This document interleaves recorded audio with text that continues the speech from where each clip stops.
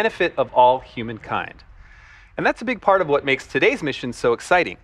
Two members of our crew are citizens of the Kingdom of Saudi Arabia, or KSA. They are Rayana Barnawi, the first ever Saudi female to fly to space, and Ali Al-Qarni, a captain in the Royal Saudi Air Force. Together, they are following in the footsteps of Sultan bin Salman Al Said, who flew aboard Space Shuttle Discovery in 1985. But they also represent the first Saudi national astronaut class, which we had the honor of helping select and train in preparation for this moment. Really exciting stuff. Now, turning our attention to the crew, they are suiting up inside right behind those doors that you see there. That's SpaceX's Falcon support building. Displays are configured for crew ingress, and advanced team work is complete and ready for crew arrival on schedule. All right, just a call out there from our SpaceX core, letting all teams know on Countdown that we're tracking on time. So that's great news to hear. Great.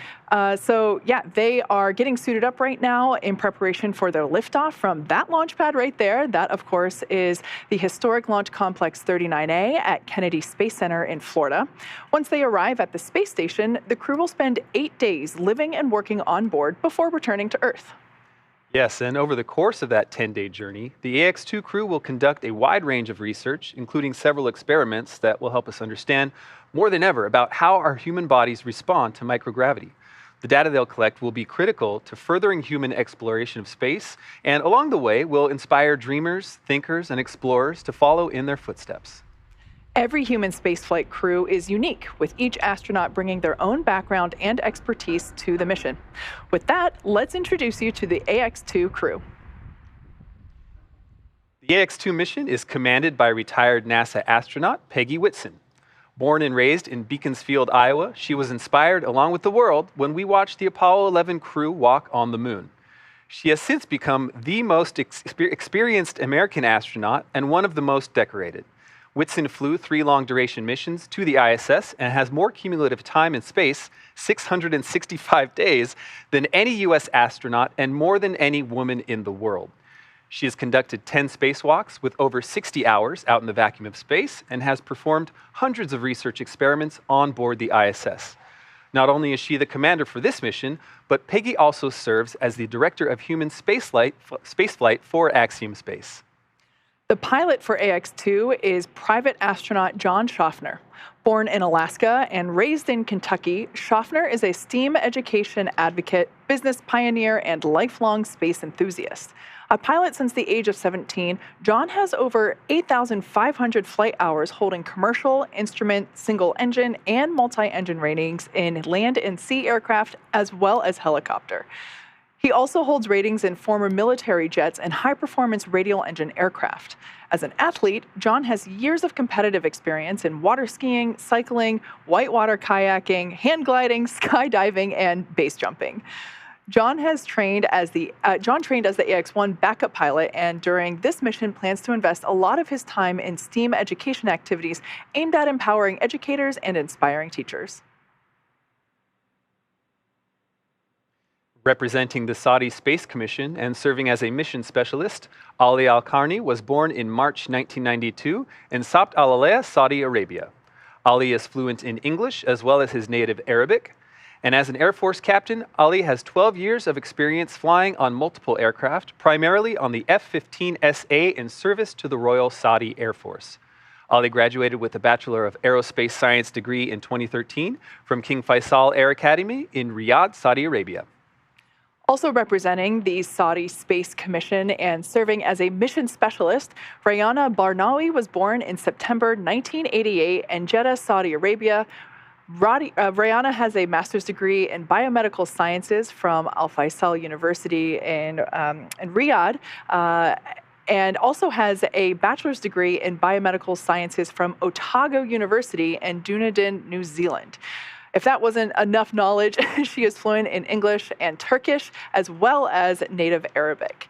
She has been a research lab technician since 2013 in the Stem Cell and Tissue Reengineering Program at King Faisal Specialist Hospital and Research Center located in Riyadh, Saudi Arabia.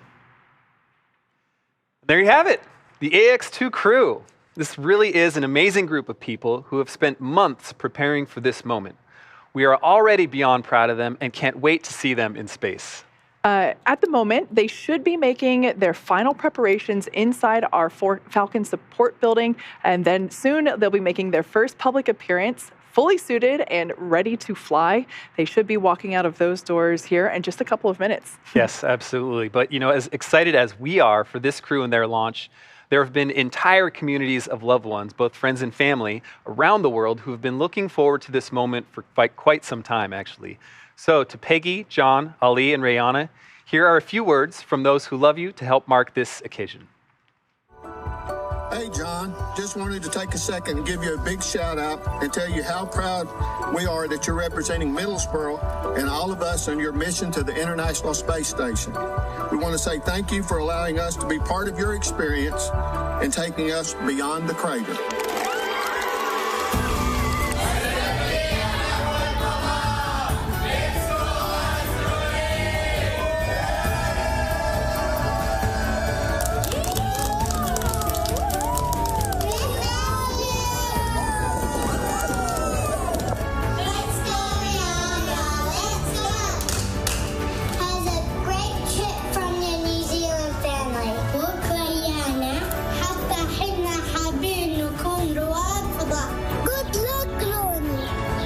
Good luck, John.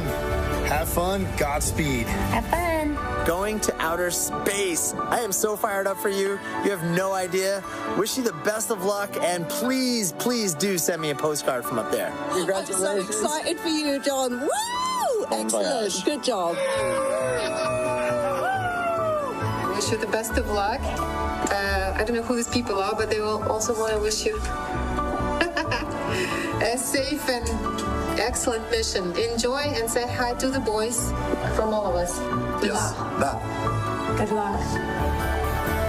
Stay warm. Tell the skies. A new star is rising. An angel with a beauty ever so shining. A blessing that showers and glow. Go out there and be the light.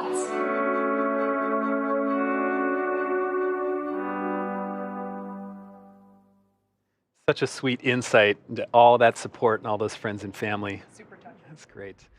The entire Axiom Space team and all of our partners truly appreciate and are humbled by the worldwide interest and support for this historic flight today. As the crew wraps up their preparations inside the Falcon support building, let's provide a bit of an overview of the operations for today. It's been a pretty busy morning already for the AX2 crew. They woke up at about 9 a.m. Eastern, had their first medical checks of the day, and then shared a meal with their quarantine support staff. At 12:20 Eastern, they departed the quarantine facility and flew to Kennedy Space Center for a special moment with family and friends at the tarmac of the KSC launch and landing facility. This event also marked the formal handoff of the crew to SpaceX for today's launch. Around T-minus 3 hours and 50 minutes, the crew arrived at the suit-up room and began putting their suits on. Right around then, we also had the crew pre-launch briefing, and that's where we share weather and launch details and basically give them their tablets, which they get to bring with them during flight. And all of that brings us to where we currently are, suit up. We are awaiting for them to make their appearance, but yeah, there's been a lot of activity. Absolutely. And we know at about T-minus 3 hours and 25 minutes, the crew began suiting up, and once that process is complete, they'll exit the Falcon support building and get into their Teslas. We will have 2 astronauts in each of the Teslas, led by a support vehicle. After that, it's a short drive to the launch pad, and once they arrive, the crew will ascend the fixed service structure in an elevator up to the 255-foot level. That's the structure you see there on your screen to the right of the rocket. The crew will then take the stairs up the last 10 feet, where they will stop and make one final phone call before walking down that crew access arm to the White Room. The White Room is their last stop before climbing into the spacecraft, a process known as crew ingress. During ingress, the SpaceX team will run a series of checks to ensure the suits, seats, and vehicle interactions are all functioning properly. After all the vehicle and crew checkouts are completed, the SpaceX closeout team will close Dragon's side hatch and depart the pad.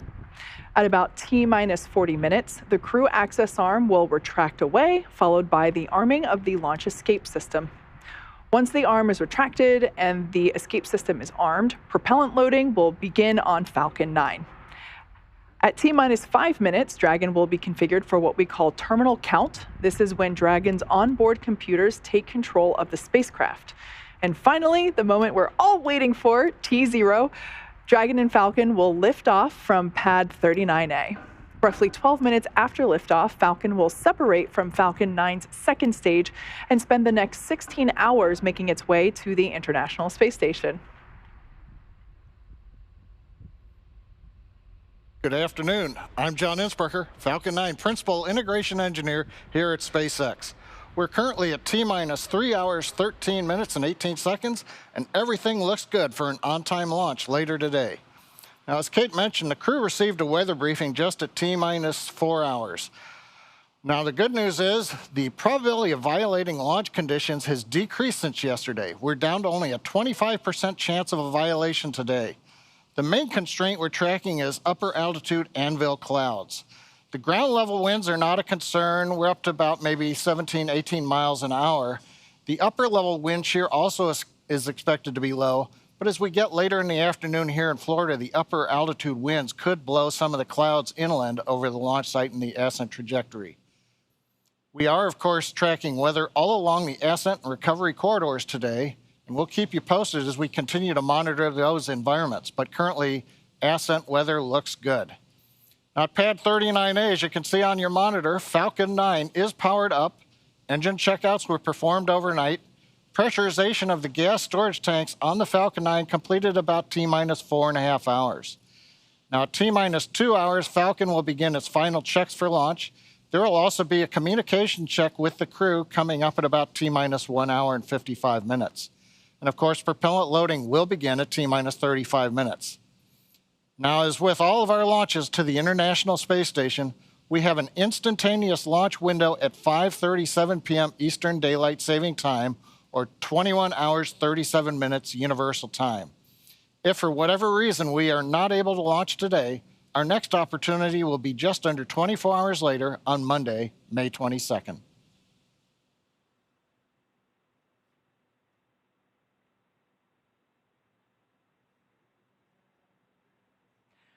All right, at this point in time, we're at T-minus 3 hours, 11 minutes, and 20 seconds. At this moment, we are roughly 5 minutes before the crew is expected to walk out of the Falcon support building, after which they will hop in the Teslas and head up to pad 39A, which you see there on your screen. As a reminder, this is SpaceX's 10th mission flying people since 2020, which is incredible to think about, and our second of 4 missions for Axiom. That's right, very exciting for us. Well, speaking of milestones and special moments, I wanted to take a moment to highlight a tradition we started at Axiom Space when the AX-1 crew went on their mission and has continued with this crew. A few weeks ago, just before the crew headed to quarantine, we held our Stepping into Space ceremony. Teams across the Axiom family gathered at our Axiom engineering facility and joined with the AX-2 crew to celebrate not just the ending of their training, but also that important pivot to what we call the operational stage of their mission. Here is a quick recap of that moment. We're about to launch to the International Space Station for this incredible mission. This is a delineation. Everything before was training and preparation, and now we're in operation. AX-2 represents a major step for us. Our last mission was 3 individuals who flew and did remarkable research on orbit. Now we have a combination of individual and a country that's going to fly with us. I mean, this is what we're all about. This is the global outreach that this company has. We're making history. Here they are, the AX-2 crew.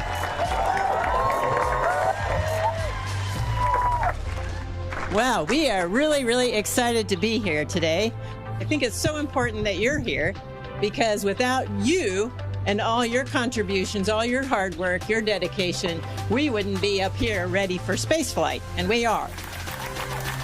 To continue to celebrate this moment, one of the things that we did a scan of the right foot of each of these astronauts, an homage to the Apollo program and the images that you see from the first launch of the moon. And there is a plaque. This is only the first class of Saudi astronauts back home, so we're just looking for more and more to join. That little voice inside you is real. Listen to it. My father used to share with me a part of a poet he likes. It says, "He who fears to climb mountains will forever live among pits." I would say to everyone, just find your mountain, keep climbing. It's not going to be an easy ride. You might stumble and fall, but always have the passion and the thought of what it's going to feel like once you are on top of the mountain and looking down. I'm sure it's going to be an amazing view and experience. Live outside your comfort zone. You're capable of so much more than you might believe. So try things that you think you might not succeed at, because you'll find out that you really are much more capable. One more round of applause for our crew for the AX2 mission. Woo! Go AX2!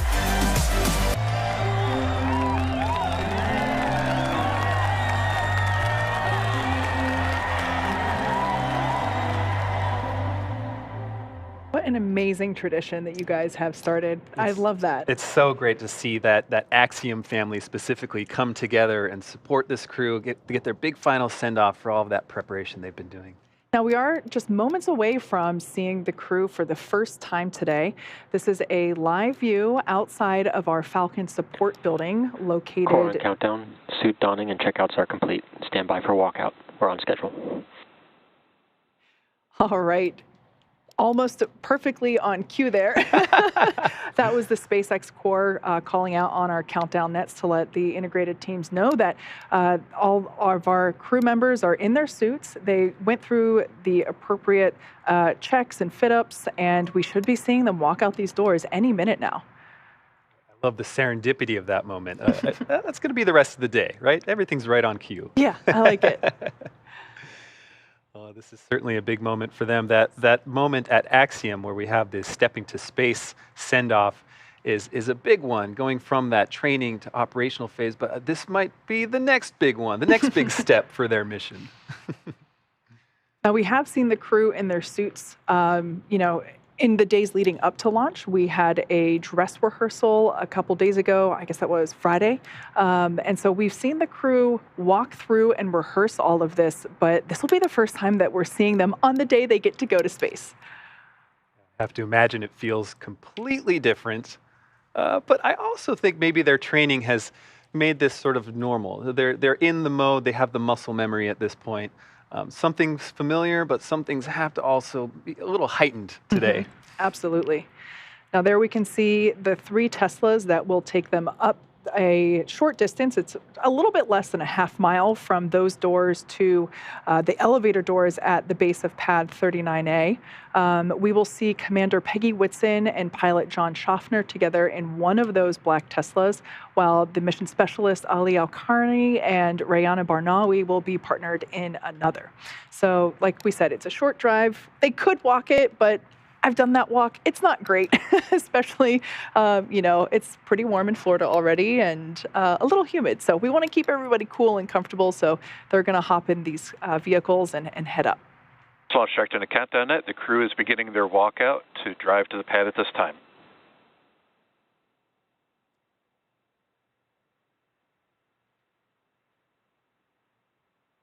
It sounds like we should be seeing our AX2 crew any moment now, coming through those double doors that you see on your screen. Now, because we here in this location, we are inside the blast area, so no family or media are allowed here, but certainly an emotionally significant moment, and we're... Aha! And here they are, our AX2 crew. This is very exciting. This is our first live look at the AX2 crew suited up for their mission to the International Space Station. On your far left, you see Rayana Barnawi, followed by Peggy Whitson, then John Schaffner, then Ali Al-Karni. Wow, incredible. We've got a great group wave there. The team unifying for their first big step before they get in those Teslas to ride to their vehicle. I love this view that we have here inside the vehicles. We actually get to really get an up-close look at the excitement on their faces. Right now, they are, of course, going to buckle in, and they're also going to plug in the umbilicals, the umbilicals that flow cool nitrox, nitrogen-oxygen mixture air into the suit. So it helps keep them comfortable as they are making that short distance up to the pad. Right, because as you said, they are in Florida. It can be a little warm and a little humid there. So any way to make this crew comfortable is going to be better. It's going to help them be in the right mindset and appreciate this moment. You see those gull-wing doors are closing now. I do love this camera view. It reminds me of like a auto karaoke or taxi karaoke, whatever that was. And that reminds me, they do have a special playlist that I think they're playing right now for their short drive. Don't think we'll get to hear. It looks like fist bumps and maybe some dancing to the music as well. Yeah. That's our commander, Peggy Whitson, on the far left, and pilot John Schaffner there to her left, our right center, I guess you could say. And then mission specialists Ali Al-Karni and Rayana Barnawi on the right-hand side. What a great moment there where you saw each pair of crew members sort of grasping hands, doing fist bumps, so kind of having another level of realization for this step in their missions. It's so wonderful to see that. Love to see the teamwork too.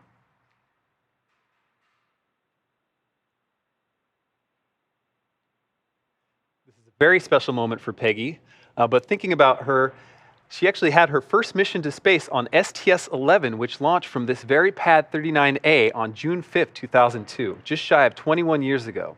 She would have been transported out on this very stretch of road and ridden the same set of elevators to reach the Space Shuttle Endeavour. Now today, just everything else is basically new. The suits, the rocket, obviously, all of those things are new, but it's pretty fascinating to think of this throwback. And actually, here's a photo of then rookie astronaut Peggy Whitson. Wow. I love that. That's incredible. There she is in the White Room. And actually, as this crew rides out to their rocket, their commander, Peggy Whitson, wanted to share a special message with them and to each of you who have helped make today possible.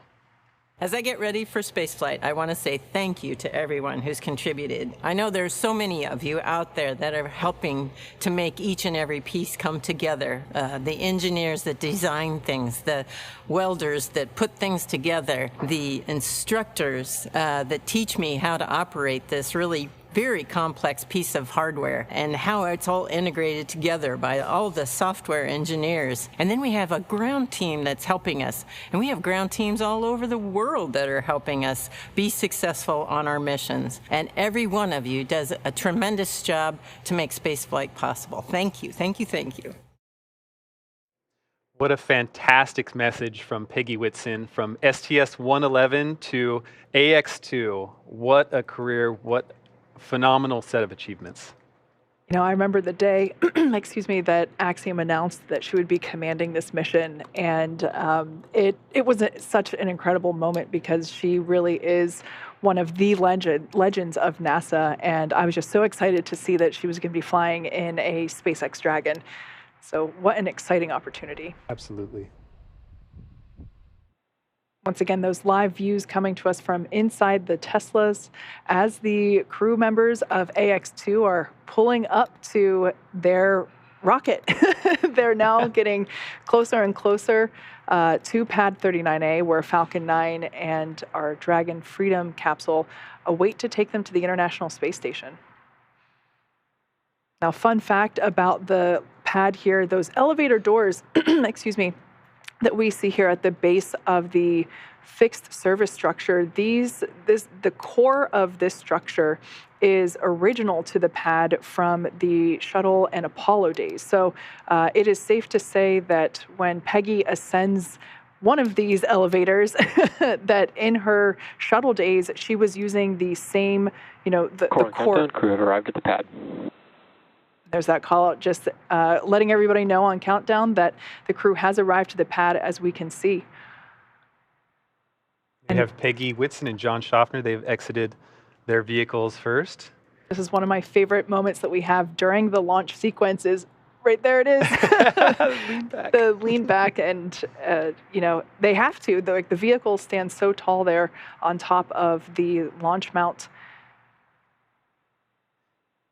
We'll probably say this throughout the broadcast, but they've seen the rocket before. They've been in it for dry drafts. It's got to look different on today, this day of launch. Another fun fact about those elevators, the levels of the fixed service structure are not marked by the level number that it is. It's the height in feet that they are ascending to. So the AX2 crew is going up to the 255-foot level, and they will ride up, and that then after they exit will take a short 10-foot stairs up to the next level. The difference being is basically the difference in height between the shuttle access arm and the Falcon 9 access arm. Beautiful view there of the backside of the transporter erector. That is the structure that we use for integration of the vehicle as well as transportation of the integrated vehicle to the launch pad. And of course, we roll it up horizontally and then lift it to the vertical launch position, within, depending on the mission, days or hours prior to liftoff.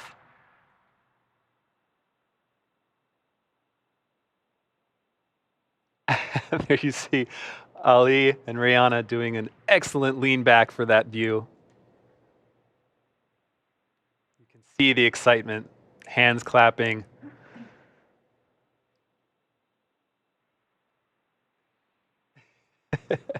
As we mentioned before, they have rehearsed this previously in our dry dress rehearsal on Friday.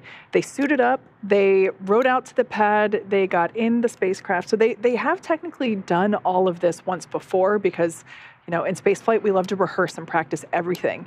And really, like the moment for them to look up and realize that these are their last steps on Earth for a few days must be such an incredible moment. The day that they actually get to go to space. It's a moment that they've all trained for a very, very long time for. Absolutely. So exciting. You see now in your screen, that's Peggy and John. I believe they're using the phone to make their phone calls before launch, the last calls. Now, for those of you looking at the view here and wondering what those arrows are for, those arrows point the direction towards safety in the event that the crew needs to leave the area quickly. They just look down and they're able to follow those chevrons over to the escape pods, basically. They are baskets on a zip line that allow them to leave the tower if necessary. It's a little counterintuitive because they're walking opposite of the arrows, which of course makes sense because they're going to space, not away. Rihanna and Ali have gotten to the top of the stairs, and they will have their turn to use the phone for their last calls. That's a pretty cool view there. We see them, they're just in the fixed service structure tower, not yet going across the crew access arm. That access arm, of course, is what connects the tower to the launch vehicle. We should be able to get a really great view of them as they go down the access arm, but looks like everybody's enjoying the view, as they should be. Yeah. And as they await their opportunity to make their final phone call.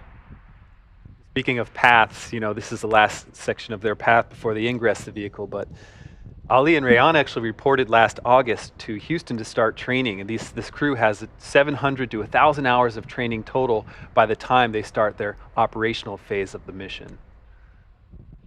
No easy task.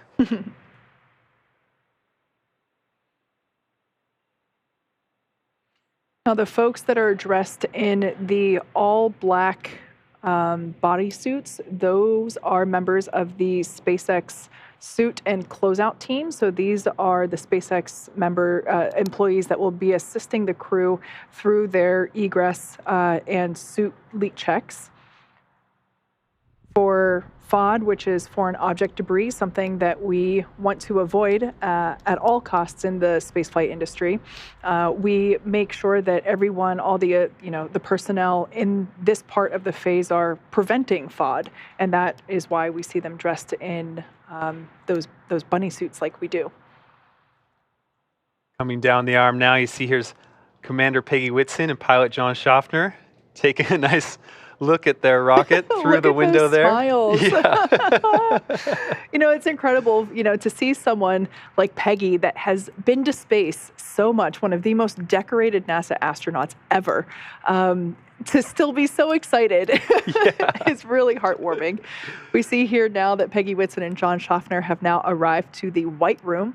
This is a great shot of where they will get to actually, right on the wall, they're going to add their signature to our basically wall of fame. Everyone, crew at the White Room. Everyone that flies on a Dragon mission has the opportunity to add their signature. We can see them adding their signature there to the black SpaceX logo, joining the names of the Axiom 1 crew as well as the Inspiration 4 crew.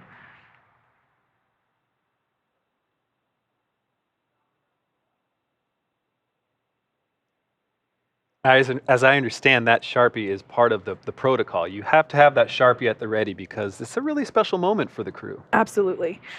We can see the crew members, the closeout members that are assisting the crew with their ingress process. We can see that they're holding tablets. That is where they are tracking and following along with our electronic procedures, which we call EPROCs. And those EPROCs list out every single step that each person has to carry out in order to enable a successful liftoff. And of course, we have an instantaneous liftoff window today as we are going to the International Space Station. So it's really important to keep tabs on who's doing what and how much time we have left in each activity. We do build in margin into the schedule so that if one thing takes a couple minutes longer, it's okay. We build in a little bit of flexibility there. But those tablets allow the crew to follow along. And one of those steps in the EPROCs for the advanced team, which is the team of SpaceX employees that arrive there to the pad in advance of the crew to prepare for crew arrival, one of those things is to make sure that there is a Sharpie in the White Room. We can see there one of the SpaceX closeout crew team members assisting. Core on countdown, ingress started. We want to make sure that nobody bumps the helmet or the side hatch as they enter the vehicle. We can now see pilot John Schaffner in the seat on the left and Commander Peggy Whitson in the seat on the right.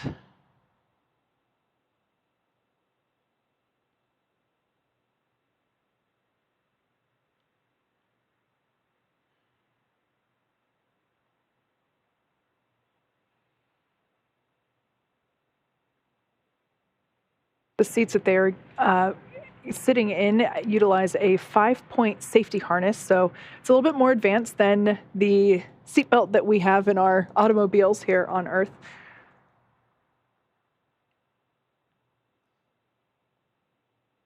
We have John and Peggy in the vehicle. Fun little note about John Schaffner, he's going to be the first Alaskan to fly to space. He was born in Fairbanks, Alaska. I've spent a lot of time there from my biology background, and it's an extreme environment. So just being from Alaska, I feel like is training enough to prepare for space. Alaska is cold, space is cold. Yeah, there you they go. Go together. We can see there our mission specialists, Rayana Barnawi and Ali Al-Karni, still finishing up the final steps before walking down the crew access arm. They are working with the SpaceX closeout team members to do the final checks and, of course, some waves. Now entering that crew access arm and making their way down to Dragon Freedom. Smiles and waves. All right, thumbs up from the KSA mission specialists, Rayana Barnawi and Ali Al-Karni, as they enter the White Room and likely go straight to signing that SpaceX logo next to the AX-1 crew and joining their crewmate signatures. It's really incredible for this new era of space travel to be forming, where we're going to have sovereign nation representation on that signature wall. It's just really exciting to see the evolution and change of things here as we grow commercial spaceflight. Absolutely. Space for all. Yeah. You mentioned this closeout crew. It's really, as Peggy said in that send-off video too, it's really phenomenal to think about the size of these teams and every pair of hands that gets put on these mission preparations and to make this crew perform their mission successfully. It's incredible to think about all of those people involved. It's as though they're not traveling just for themselves or even their countries, but like you said, it's space for all. They're traveling for all of humanity.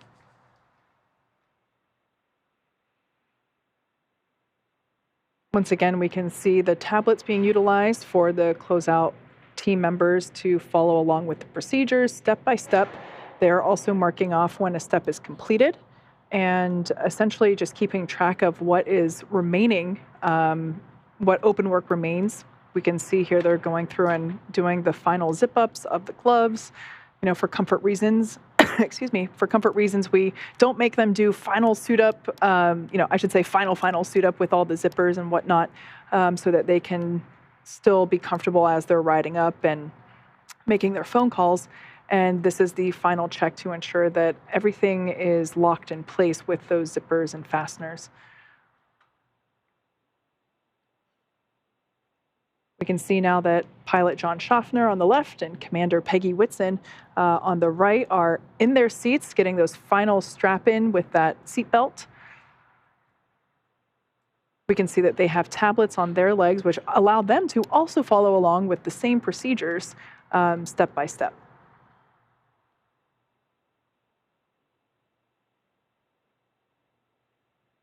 And there goes Ali Al-Qarni ingressing the vehicle with some words of encouragement from his crewmate, Rayana Barnawi, and as she initiates her ingress.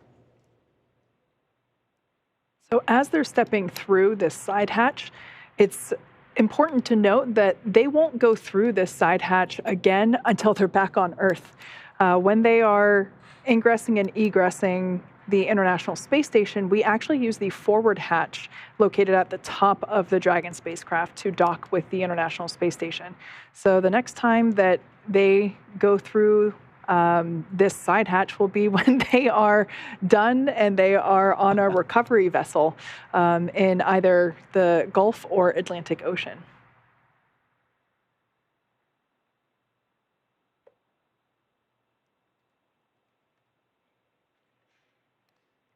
Okay, we're getting our first looks of our full crew seated inside the Dragon. On the far left, you have Rayana Barnawi, followed by John Schaffner, Peggy Whitson, and Ali Al-Qarni. Mission specialists sitting on the far left and the far right. Pilot John Schaffner on the left in the middle, and Peggy Whitson, commander, on that right middle seat. Great side-by-side shot of the rocket Dragon capsule on the left, crew on the right.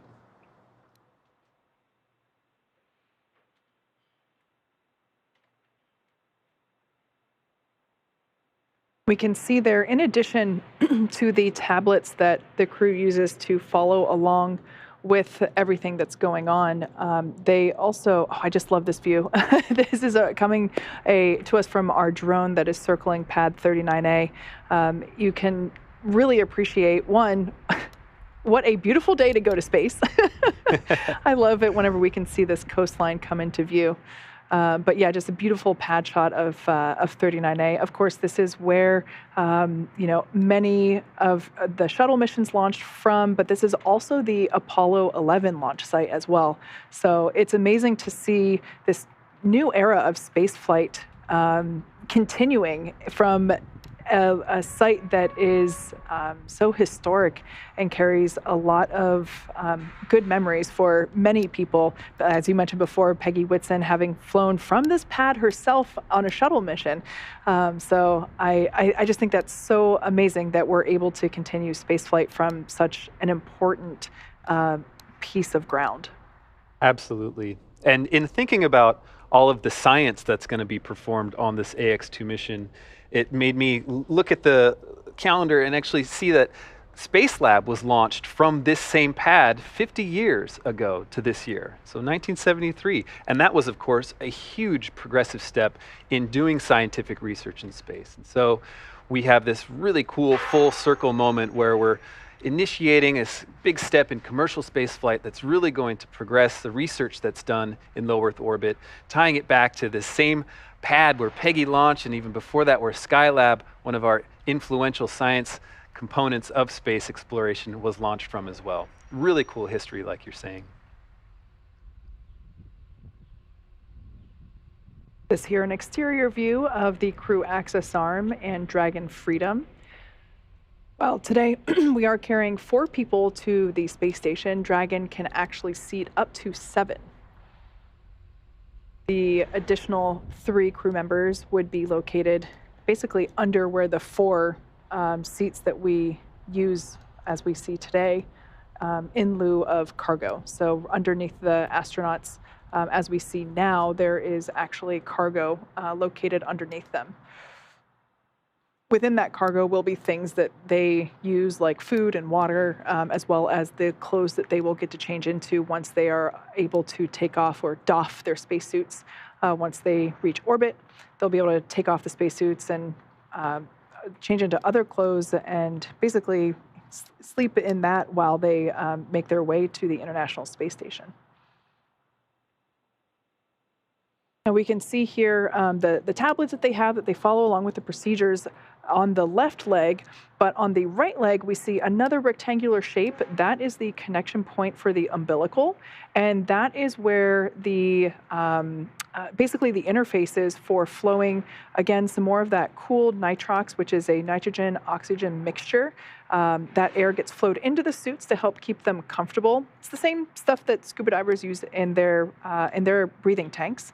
The umbilical is also what connects the electrical and communication and avionics. So that's how we basically get telemetry to and from the suit, and in addition to those communication packages.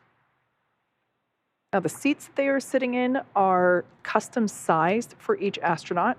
So if you think of the human body, and some people might have longer legs and shorter torsos, and vice versa, where they might have longer torsos and shorter legs. Thought we were going to get some communications there. Sounds like we had some in-capsule audio, so that's good to hear starting to come through. But yeah, all the length of the seat that they are sitting in, as well as the length of the footrest and the length of the armrest, are all sized appropriately for each astronaut. So really helps to make sure that they stay comfortable as well as safe through all phases of the mission. Their spacesuits are also custom sized. And they actually come here to Hawthorne not only for hours and hours of training on procedures and operations, but they also come on site here to try on the suits and make sure that everything is fitting well, make sure that as they go through, the motions of executing something while they're on orbit, making sure that everything is super comfortable and nothing is rubbing in the wrong places.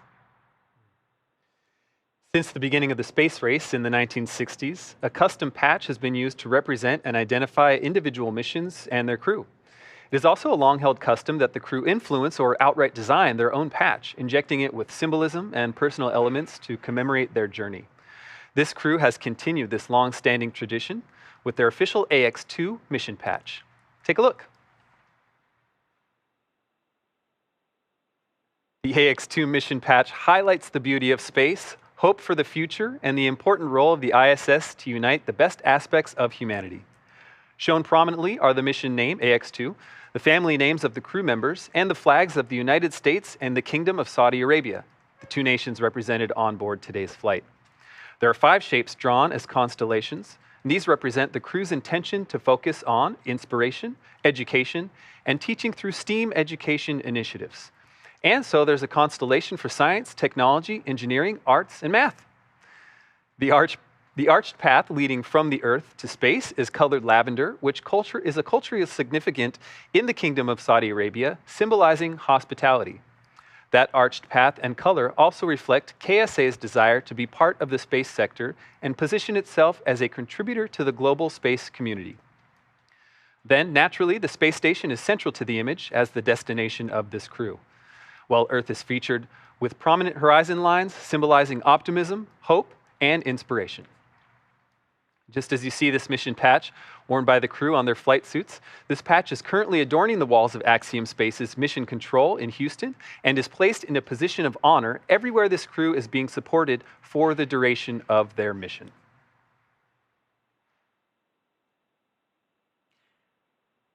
We can see live views there inside of Dragon Freedom. Now, this capsule that they are flying in is a reused capsule. It has been to space before. Additionally, Falcon 9 is also a reusable vehicle. It's the world's first orbital class reusable rocket. And while today marks the first flight for this rocket, it will be the second flight for the Dragon spacecraft.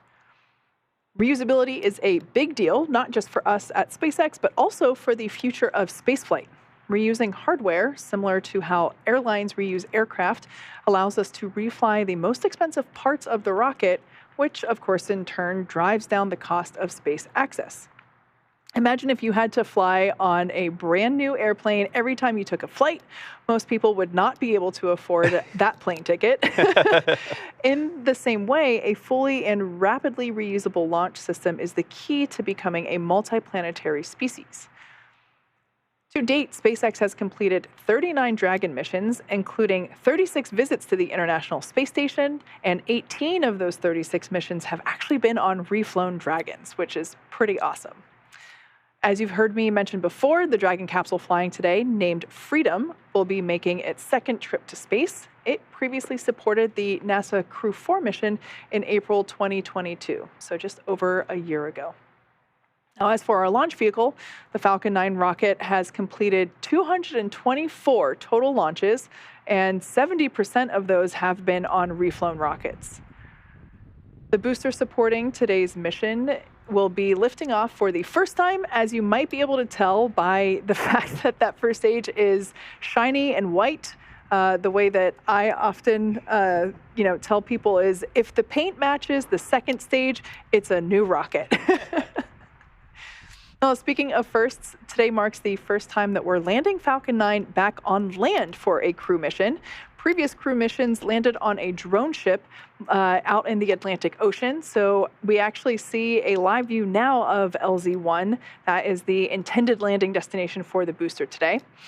Landing back on land has a lot of benefits. It eliminates the need for our recovery team to be stationed out at sea for days and improves our turnaround time to get Falcon 9 ready to fly again. So I also personally love the land landings because the Space Coast can actually see and hear the booster return to LZ-1. So super exciting. It's just under 2 hours, 36 minutes to the launch of Axiom 2. As you've seen, the 4-person crew is in the Dragon spacecraft. We're preparing for the first of a series of communication checks. These checks will be with the SpaceX core, and they verify the crew connections in Dragon through an umbilical that remains hooked up to the capsule until liftoff.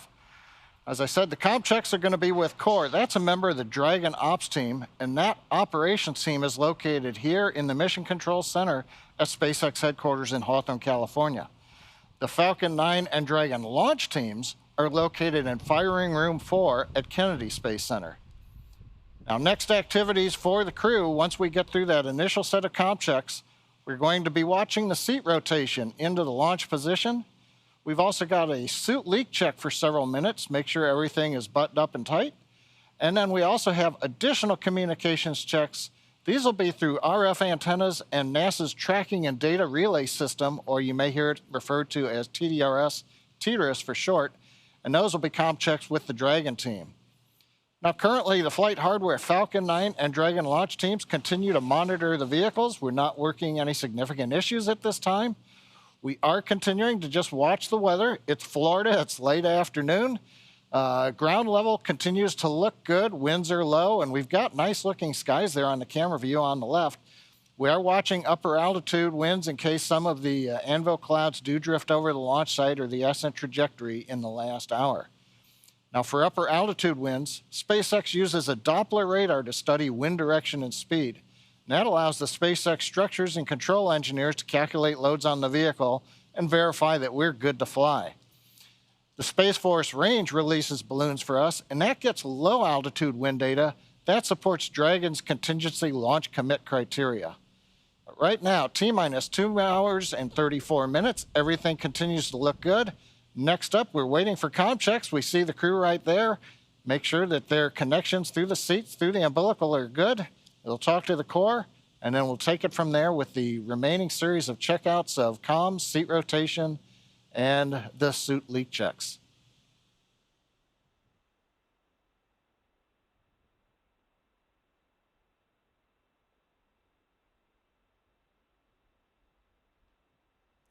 A minute ago, we saw that live view of landing zone 1. There's the crew. Waves all around. The SpaceX support team is backing out of the capsule right now as we get ready for comm checks. Bigger thing is we'll then go into seat rotation. So we want to make sure everybody's out of the way, clear the seats, make sure everything underneath the seats are all stowed for flight and ready to go. We talked about landing zone 1, showed you a live view a few minutes ago. We're hoping to get a nice view of the first stage when it comes back to Earth. About 8.5 minutes after launch, we ought to see that coming back down into that landing zone 1 view.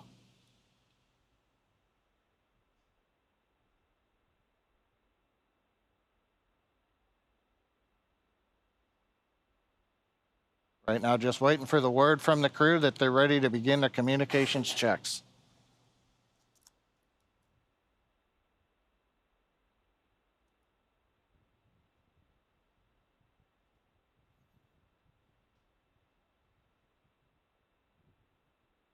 Coming up on 2 hours, 32 minutes to launch. On the Falcon 9 side currently, the chief engineer is mostly just going around the room, checking with the SpaceX Falcon engineers. They're continuing to top off gas pressure in the helium supply that's used to repressurize first and second stages as we head to space. The attitude control system, gas supplies, the landing leg supplies. We're at pressure. We just top it off a little bit as we continue through the countdown. Other than that, nothing significant on the Falcon 9 right now. Everybody's mostly just looking over the data, watching their systems. Our next major activity on Falcon 9 will actually occur at about T-minus 1 hour and 10 minutes. That's when we're going to begin to bleed in the fuel into the Merlin engine chambers, actually into the jacket where it's used to cool the nozzles as we head out into space. So that'll be our next major activity. We have also done flight termination system checkouts a couple hours ago. Everything looks good there. And the view you can see right now at 39A, Falcon 9, fairly quiet at the moment. Dragon also having the more activity as the crew has ingressed. And right now we're getting ready to begin checks between Dragon and the ground.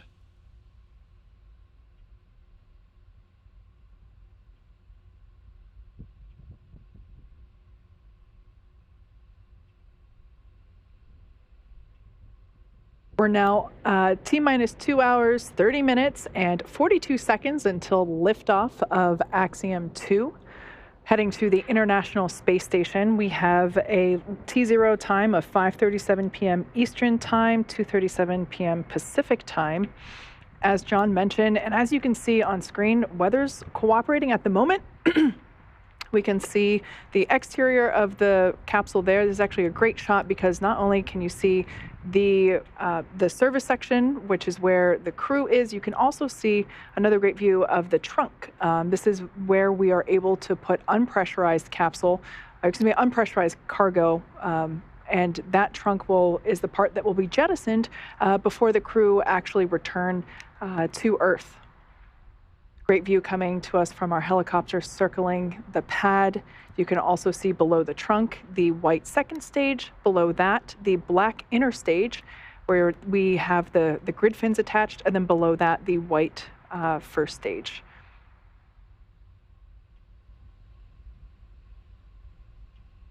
We are standing by for communications checks with the crew. So it will be a series of checks to ensure that all seats are able to communicate with the teams, both at the Launch Control Center in Florida, as well as here in Mission Control in Hawthorne, California. After we get through comm checks, we will perform leak checks on the suits. That's important, just to ensure that all of those zippers on the suits and the fasteners are all in the, in their final position. They're closed. And we pressurize the suit in order to basically test that it can hold that pressure over a period of time. In the event of an egress scenario, or excuse me, not egress, of a launch escape scenario after liftoff, the spacesuit actually functions as a mini spaceship within the spaceship. It's able to hold that pressure while the crew return to Earth.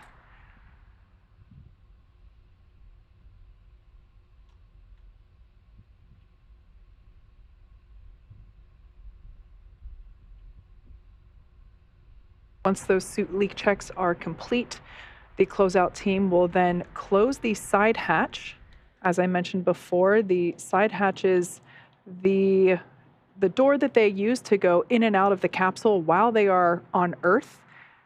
The hatch that they use while they are on station is actually the forward hatch, which is located under the nose cone, which you can distinguish there at the very top of the Dragon capsule, the pointy part that has that diagonal line that indicates where the nose cone is. And that will rotate back. It'll open up and expose the forward hatch. And that's what the Dragon capsule uses to autonomously dock with the International Space Station. So once that side hatch is closed by the closeout team here on the ground, SpaceX Dragon, com check, complete 2.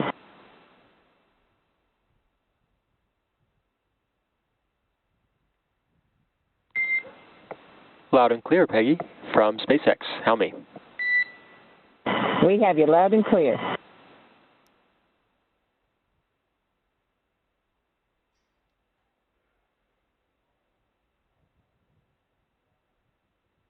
So it sounds like these com checks. All right, good afternoon. Please let us know when you get to step 1.3 and are ready for umbilical com checks.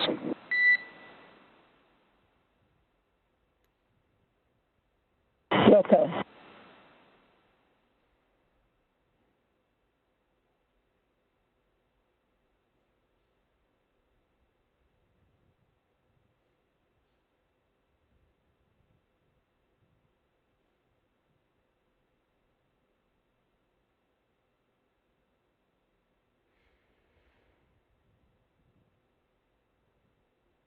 And SpaceX Dragon, we're at step 1.3, ready for a com check.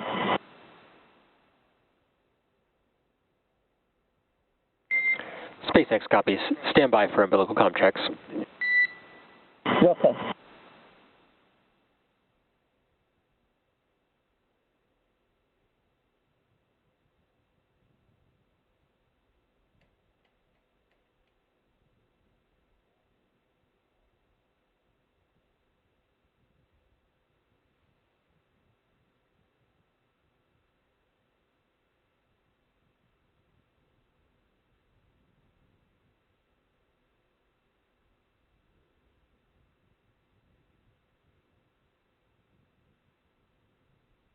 Great view of the Axiom 2 crew there as we are standing by for those com checks.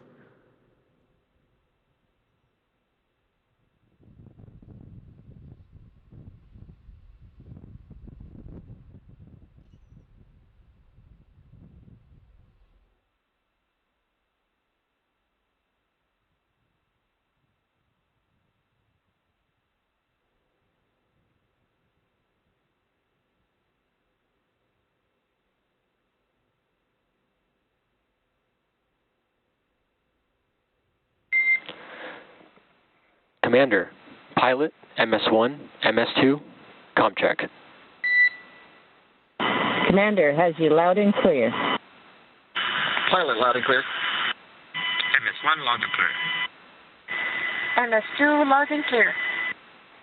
And core, loud and clear. Umbilical com check complete. Please report when ready for seat rotation.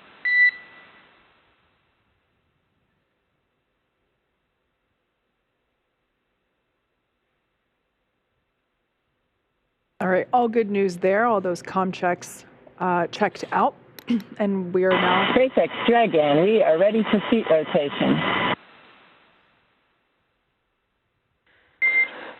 SpaceX copies. Will report when initiating. As the name indicates, these seats are going to rotate back into the launch position. This will enable the crew to have easier access to those crew displays located above their heads.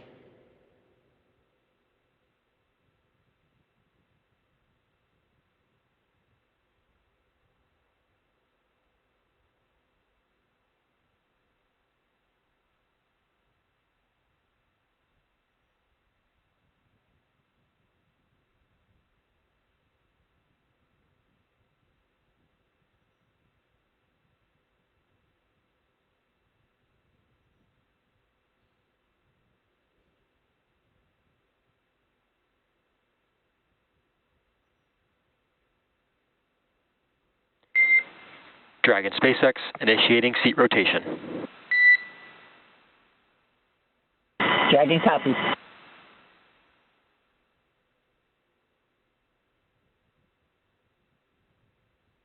We can see those seats now rotating back into the launch position.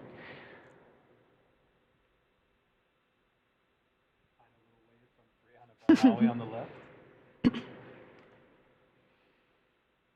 This moment must feel like that moment on a roller coaster when you're in position to go.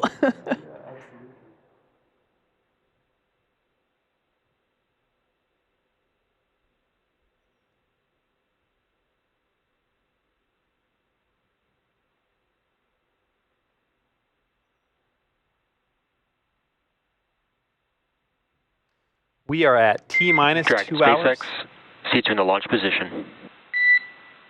Dragon copy. Okay, a comm there confirming that the seat rotation has been completed. We are at T-minus 2 hours and 22 minutes and 6 seconds from liftoff of the AX-2 mission from Kennedy Space Center in Florida, carrying 4 Axiom astronauts, Peggy Whitson, John Schaffner, Ali Al-Karni, and Rihanna Barnawi, aboard the Crew Dragon spacecraft.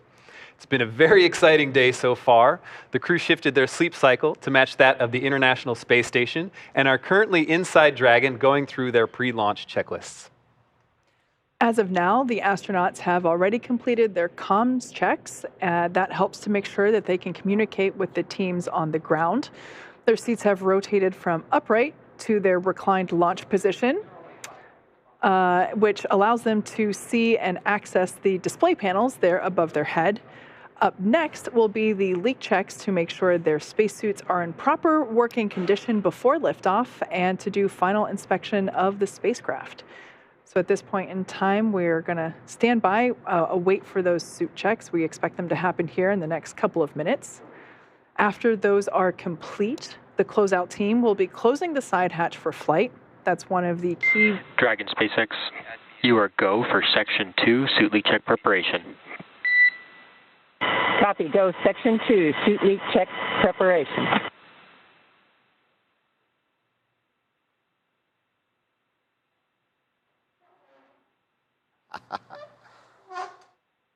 Once the suit leak checks are complete and the closeout team closes the side hatch for flight, things will start moving a lot quicker. The opportunity for going back and rechecking, everything is still, we're able to do that before the side hatch closes. So that's why we wait to get through the comm checks, the suit leak checks, the seat rotation. We wait to close the side hatch until all of those are complete so that in the event that, for example, if a zipper isn't quite in place, one of the closeout team members can re-enter the capsule, help the crew member get that into place and re-perform the suit leak check or whatever it might be. Now, after we get that side hatch closed, the closeout team will depart the pad, and then around T-minus 1 hour and 30 minutes, we'll do launch escape system checks. And then we fast forward to T-minus 42 minutes, and things really start happening in rapid succession. SpaceX Dragon, carrier complete. We're ready for leak check.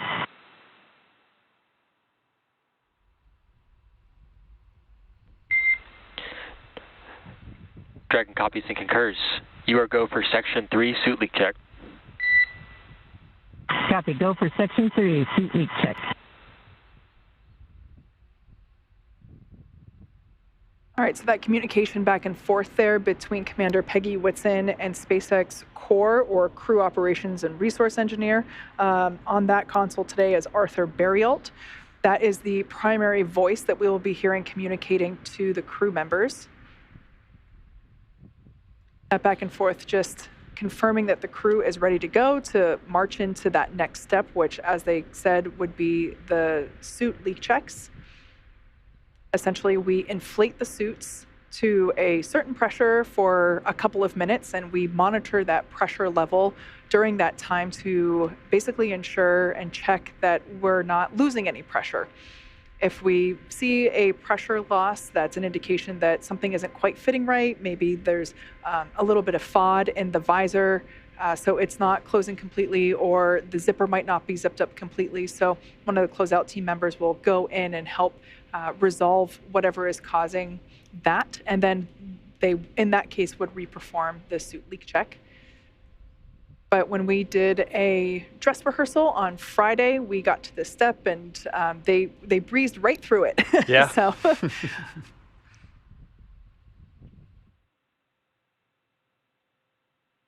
You can actually kind of see the crew there just resting pretty comfortably while these leak checks are underway.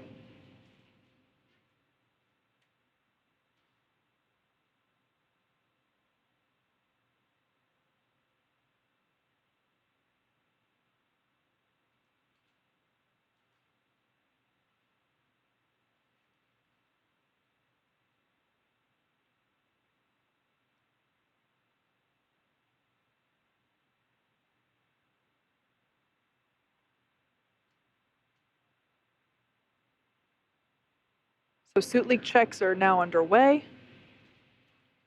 We're just holding that pressure and monitoring that pressure level in all 4 suits to ensure that there's no leakage.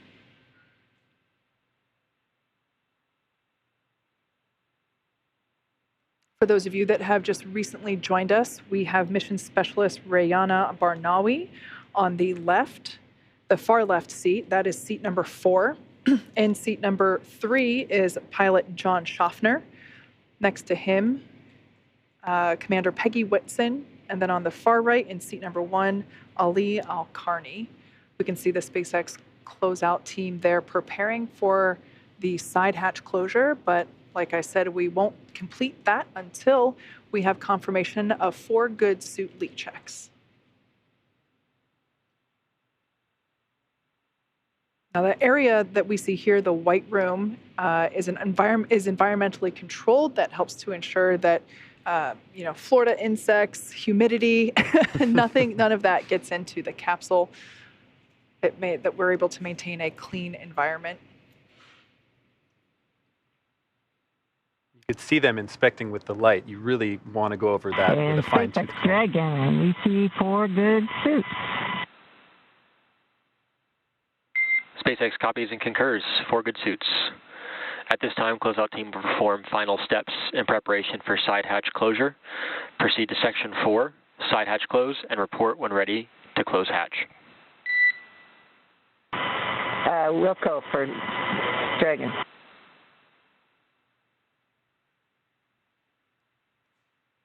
right, good news there. We have 4 good suit leak checks. Closeout team now preparing to close the side hatch. Duke, as you mentioned, yeah, they are really inspecting that side hatch to ensure that we get a good seal there. Very similar to the suit leak checks that we just performed, we will do a leak check on that side hatch where we inflate the seal around the hatch. Again, to a certain pressure for a certain amount of time. We monitor that pressure for any decay or pressure loss. And SpaceX Dragon, we are ready for the closeout team to close the hatch.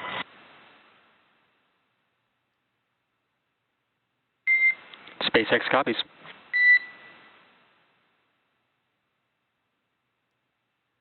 I think that's a very polite way of saying it's time for them to go so we can go to space.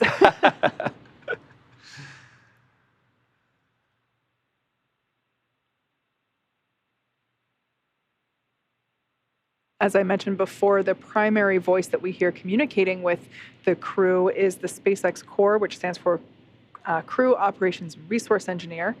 That person on console, while it's not the same individual through all phases of flight, but that seat is there and is filled by different individuals throughout the mission, and that is the primary communication to the crew. That person is responsible for updating them on statuses and confirming with the crew that they are ready to proceed to the next step, as we've been hearing them that back and forth this morning. Or I should say this afternoon now at this point.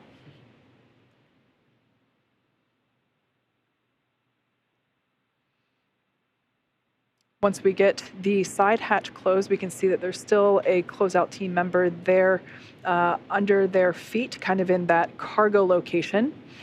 It's kind of hard to visualize, but if you want to compare it between the view on the left and the view on the right-hand side, that closeout team member. Dragon SpaceX, ComCheck over ground stations. Dragon has you loud and clear over ground station. Core loud and clear. Ground station ComCheck complete. Stand by for TDRS ComCheck.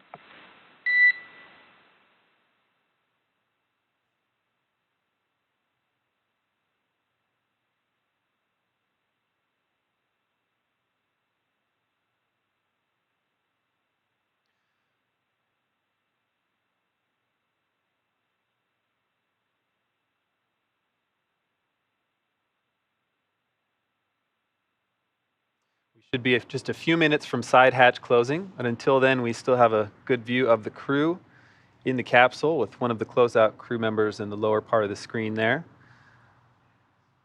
You see them working on their tablets that the crew has. They each have one. Nice view of the Dragon capsule on your left, and some great weather out there. We can see that final closeout crew member making the last preparations and now popping out. So they have now egressed and are back in that white room.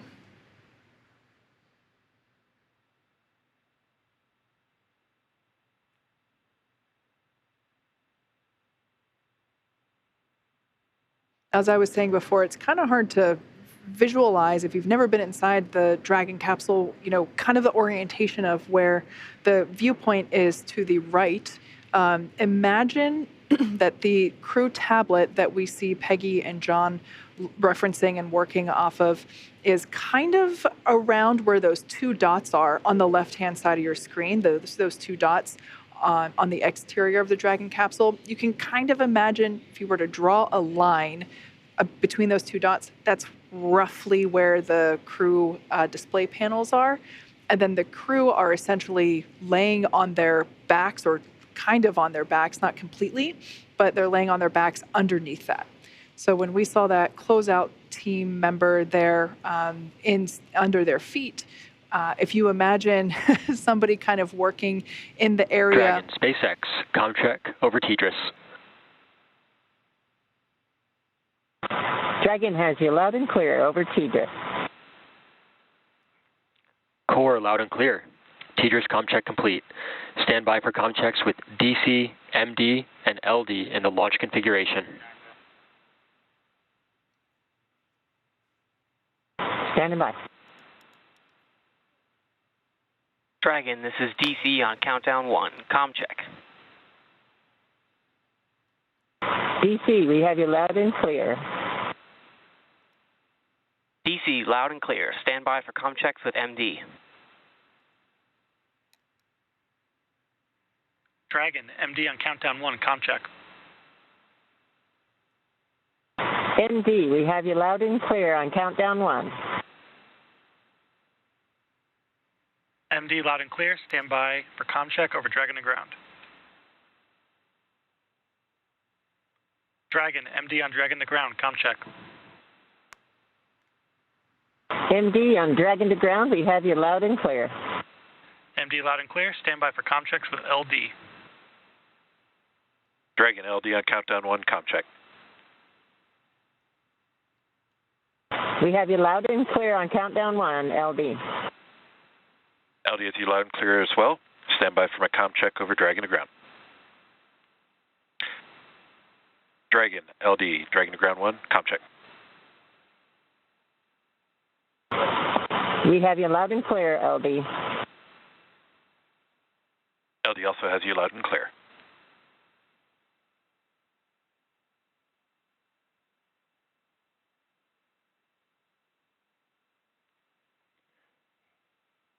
Dragon SpaceX, launch configuration comm checks complete.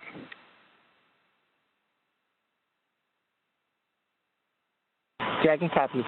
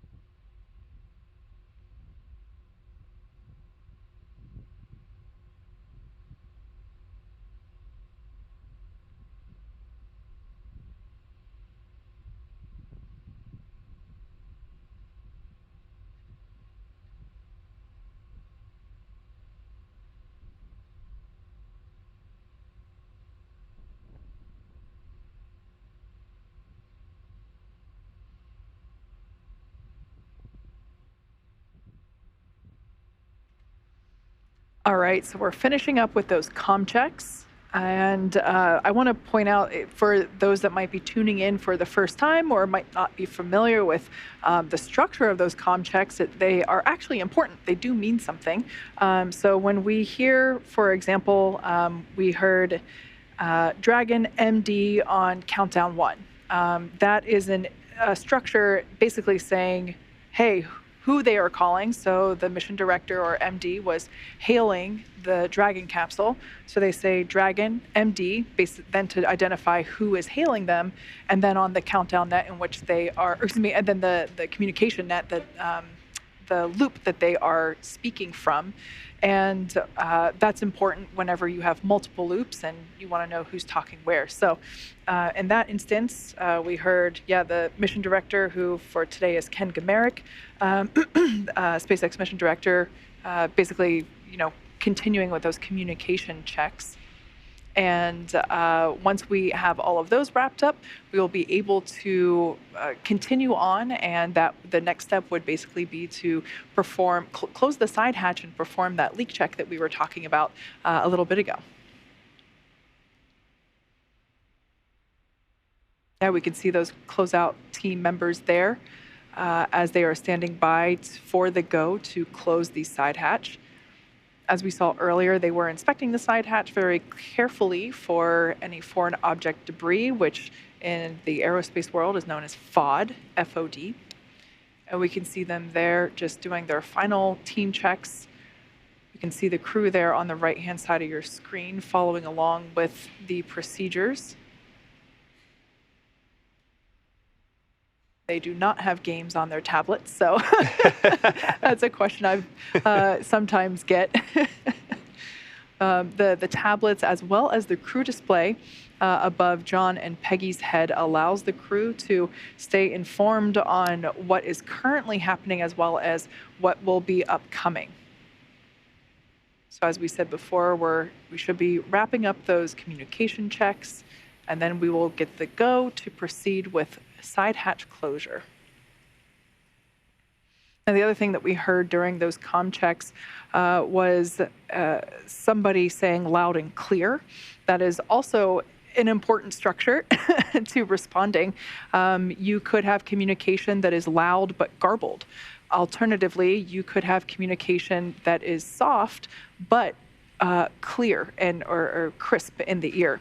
And we want everybody to be able to hear it. So that's why you hear them say loud and clear, because that's basically confirming the volume as well as the crispness of the audio that is being received. Now, in the event that something was not loud and clear, we would be able to tweak it, perhaps the volume levels on the ground side and how they're being fed into the astronauts' ears, as they do have basically custom fit earbuds in their ears for those communication purposes. Some claps and waves. I have a feeling the closeout team is saying goodbye to the crew. Yep.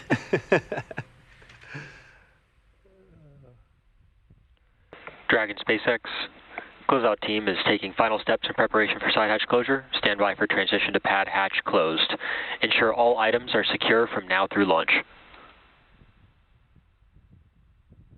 Copy.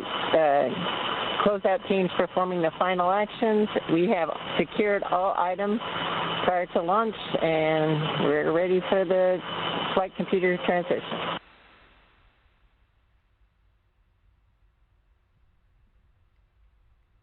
So great news there, as we suspected, the closeout team saying farewell and fair wishes to the Axiom 2 crew. They're now getting ready to close the side hatch.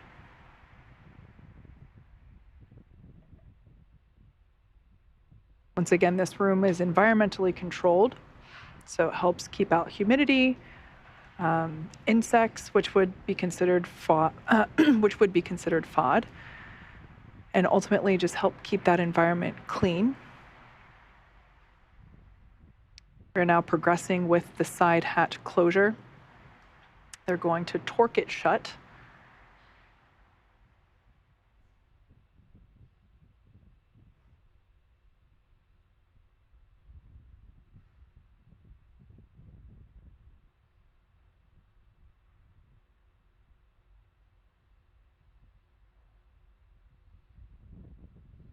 They will now attach equipment that will allow them to inflate the seal to pressurize, pressurize the seal around the side hatch. And as we mentioned before, very similar to the suit leak checks that are performed, that the seal will be inflated to a pressure that will be monitored over a few minutes, and basically monitoring to ensure that there is no loss of pressure, or also known as pressure decay.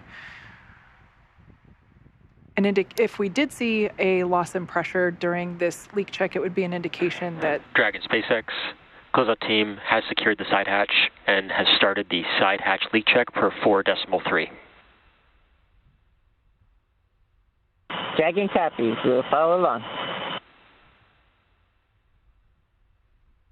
So if we were to see a pressure loss during this leak check, it would be an indication that something with the seal isn't sitting quite right, in which case the closeout team would be able to reopen the hatch, wipe it down, inspect it. Of course, whenever we are helping the crew, or rather the reason that we help the reason we help the crew get into or ingress the capsule is not only to help make sure that they don't injure themselves or they don't injure their suit. It's also to ensure that they don't accidentally bump that side hatch during that ingress process. We want to make sure that that everything is able to really keep that seal. For that reason, we actually put protective fixturing that is removed right before the side hatch closure. We put that protective fixture there to help ensure that that side hatch is covered during ingress.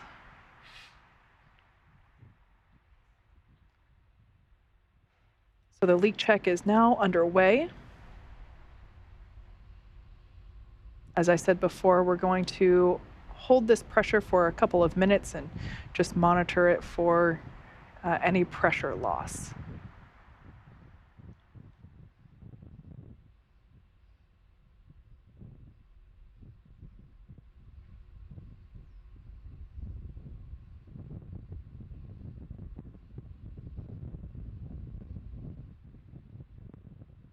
For those of you that have just recently joined, we are now just under 2 hours until liftoff of Axiom 2. It will be heading to the International Space Station. We have a targeted T0 time of 5:37 p.m. Eastern Time, 2:37 p.m. Pacific. Weather continues to look really, really great. Almost picture perfect, I would say. Over the last 24 hours, we did see an improvement in our weather conditions. So something called the POV, or percentage of violation, which is basically our chances of violating one of the weather rules that exist and we have to follow for that liftoff time. And that percentage decreased to only 25%. So everything's still continuing to look good in terms of an on time, that liftoff targeting 5:37 p.m. Eastern.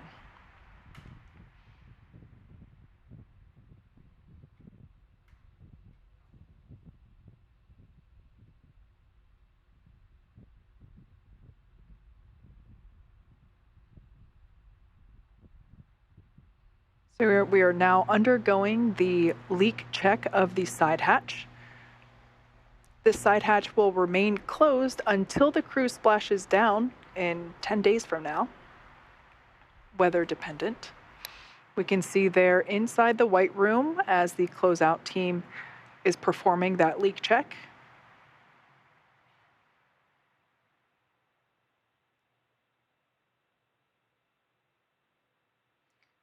This is such a great view because we saw the astronauts add their signatures to the wall there earlier right before they got into the Crew Dragon. This was a tradition that SpaceX started with the Demo 2 mission. NASA astronauts Bob Behnken and Doug Hurley were the first to add their signatures to the white room wall. And of course, the Axiom 2 crew got to add their signatures along with the Axiom 1 signatures and Inspiration 4 there along the X that we see on the right-hand side. It's great to think about the representation in all of those signatures, too. You have, of course, all of those NASA astronauts in various countries that are involved in that space program, and now with that SpaceX logo and the private astronauts that are going up, and now the sovereign nation companies or sovereign nations that will be joining for private launches like today with Axiom. It's really cool to see that diversity and that breadth of representation. Absolutely.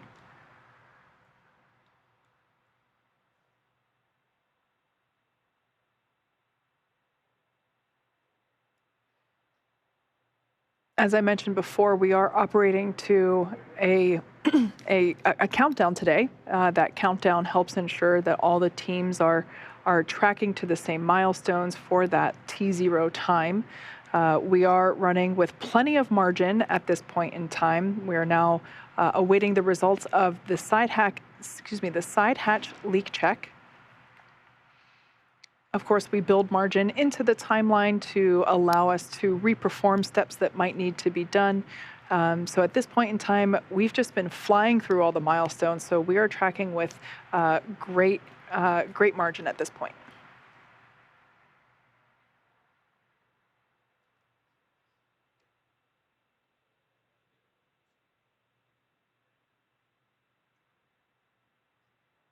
Okay, well, while we wait for results on that, we're going to go ahead and look at the crew a little bit more deeply. All right, the AX-2 mission commander is Axiom Space Director of Human Spaceflight and retired NASA astronaut Peggy Whitson. During the next 10 days, she'll extend her record as the American with the most amount of time spent in space. Here is a closer look at Peggy. Houston, Tranquility Base here. The Eagle has landed. Rocket Tranquility. I saw the first guys walk on the moon, Neil and Buzz, in 1969. I was 9 years old, and I thought, what a cool job. Of course, I was a farm kid from Iowa. How was I ever going to do that? I didn't tell anybody from the time I was 9, raising chickens and learning to fly and all that. I wasn't telling people that I wanted to become an astronaut because it sounded like an impossible dream. And it wasn't until the first females were selected and I graduated from high school, and that to me was when I decided, hey, maybe this is real. Maybe I really can be an astronaut. And it became a goal instead of just a dream. Peggy Whitson became the first female commander of the International Space Station. She also set records in these categories: most days in space for a U.S. astronaut and more hours spacewalking than any other woman. She understands what human spaceflight really means. When you approach it with that awe and respect and humility, it's like you're doing it justice.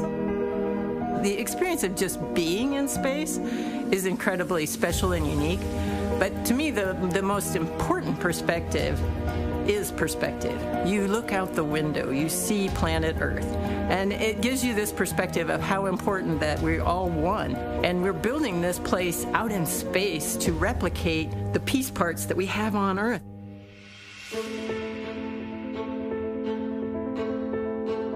I'm really excited to take this crew up to the space station, number one, because they're all rookies, and this is going to be fun to just relive those first moments with them as they get into space and get to see their excitement and their expressions and joy.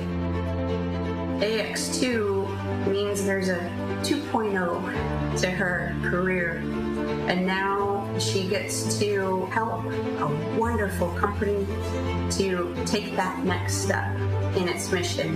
Her congeniality and her manner, extremely comforting, and it gave me the confidence that I could do this. She is inspiring. Personally, I look up to her and I want to be like her. I don't know. I love everything about Peggy. She's my role model. I'm Axiom astronaut Peggy Whitson.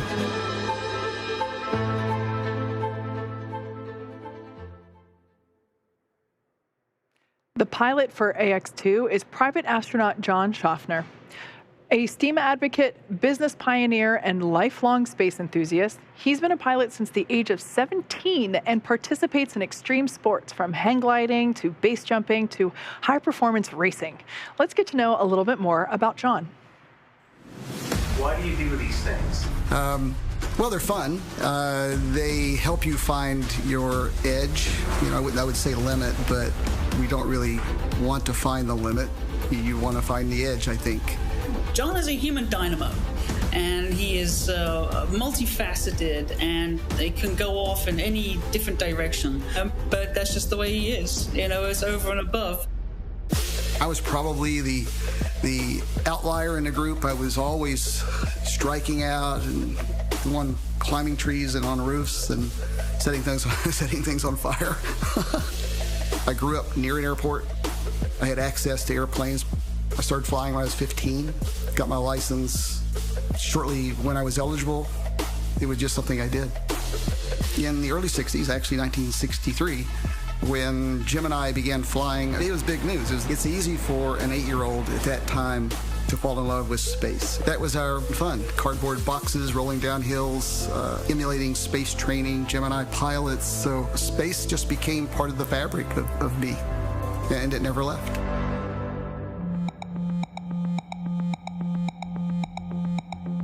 I'd heard about private astronaut travel before. A little bit of research pulled up Axiom Space and their mission. Well, my wife brought it to my attention. She saw the news article of Axiom flying and said, hey, you can finally go to space. And the moment I heard about this opportunity, I knew I would be on board. He's on a mission to encourage young minds to use their imagination. And from there, he says, possibilities are endless. I'm taking a patch for the Middlesboro Independent School Systems. This is their middle school who last year actually decided to become a STEM certified school. What I want to do is show teachers and educators the value of listening and paying attention to what is in a student and help nurture what they see in them. It's hard to go against your nature, but if you can listen to yourself and follow that voice, then you have an obligation to nurture that. I'm John Schaffner, and I'm the pilot of AX2.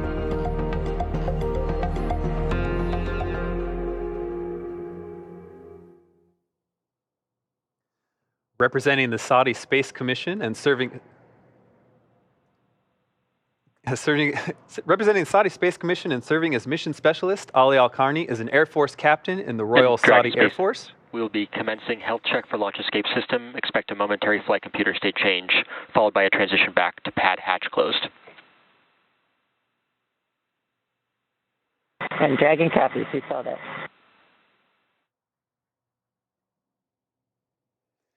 Having trained at King Faisal Air Academy, as well as multiple bases in the U.S., Ali has flown as a fighter pilot for 12 years. Ali was selected as an astronaut in 2020. Here's more on Ali. I grew up in the southwest region of Saudi Arabia, in a very small town called Sabt al-Alaya. I've always wondered about planes and how they fly. Back then in Saudi Arabia, we did not have a lot of places or flying academies you could apply to. So I have to go and find a place that could train me. That's why I applied for the Air Force Academy to be a fighter pilot. The best moment for me is once I hit the throttles in full AB and the aircraft start rolling down the runway. And as I take off, I watch my shadow and see how fast I'm going. That gives me a joy that I cannot describe. I am Ali Al-Qarni, and I am Mission Specialist 1 on AX2.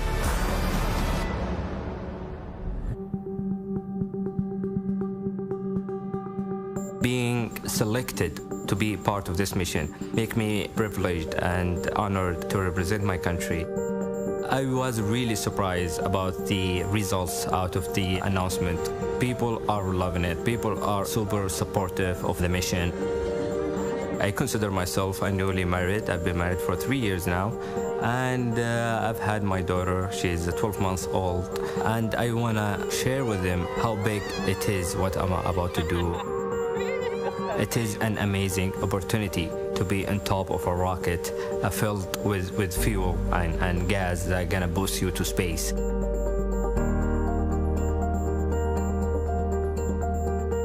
The team is amazing. We have worked so much to make sure we have a good crew coherence, and right now I can say that we do complement each other. Every single one of us has been trained to do everything regarding this mission. I would like to thank Axiom Space for enabling us to go back to space and giving us this opportunity.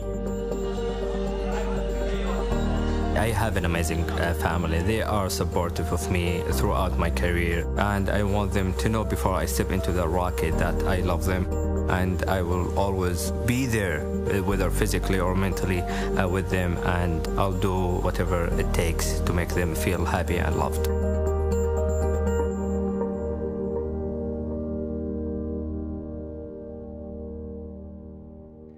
Representing the Saudi Space Commission and also serving as mission specialist, Rayana Barnawi has a master's degree in biomedical sciences from Al Faisal University in Riyadh, Saudi Arabia, and a bachelor's degree in biomedical sciences from Otago University in Dunedin, New Zealand. Here's a closer look at Rayana. It's a historic moment for Saudi Arabia and the entire Arab world. Saudi Arabia will be sending its first ever female astronaut into space.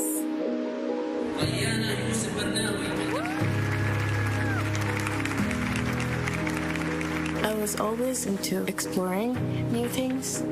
Research was one of the things that fulfilled that feeling for me. Trying to experiment, finding a piece of the puzzle that could solve a mystery. I never thought that I will ever be going to space, but at the same time, it feels like a dream come true. It's an overwhelming feeling, of course. Home for me is a small town. My dad had a little farm. He taught us how to plant. That was one of the first experiments. That was one of the most fascinating feelings. My grandmother. To me, she is my role model. I can say that my grandma is my biggest fan, and I'm very glad that I have my grandma's support. Saudi Arabia will be sending its first woman astronaut to the International Space Station. Rayana Barnawi, a biomedical researcher, is part of a private mission operated by Axiom Space. Rayana, she is an amazing scientist. She's done stem cell research and breast cancer research, and we are really excited to have her on board the space station doing some of the same types of things in space. It honestly feels like I am representing all Saudis ambition, all female and all researchers as well. It's a big honor to be able to go to space and at the same time do the things that you love the most. It's not just that you have a nation that's proud of you, but you are creating the dream and the opportunity for this next generation to become the next space engineers and creating the idea that the infinite is possible and that space is a true opportunity. زي ما قال سمو ولي العهد محمد بن سلمان، نحن دولة للحالمين. أي حد عنده حلم يقدر يحلم عشان يوصل، وبدعم منه وبدعم من السعودية كاملة بإذن الله احنا حنوصل للهدف اللي احنا نبغاه. I am Saudi National Astronaut Rayana Barnawi.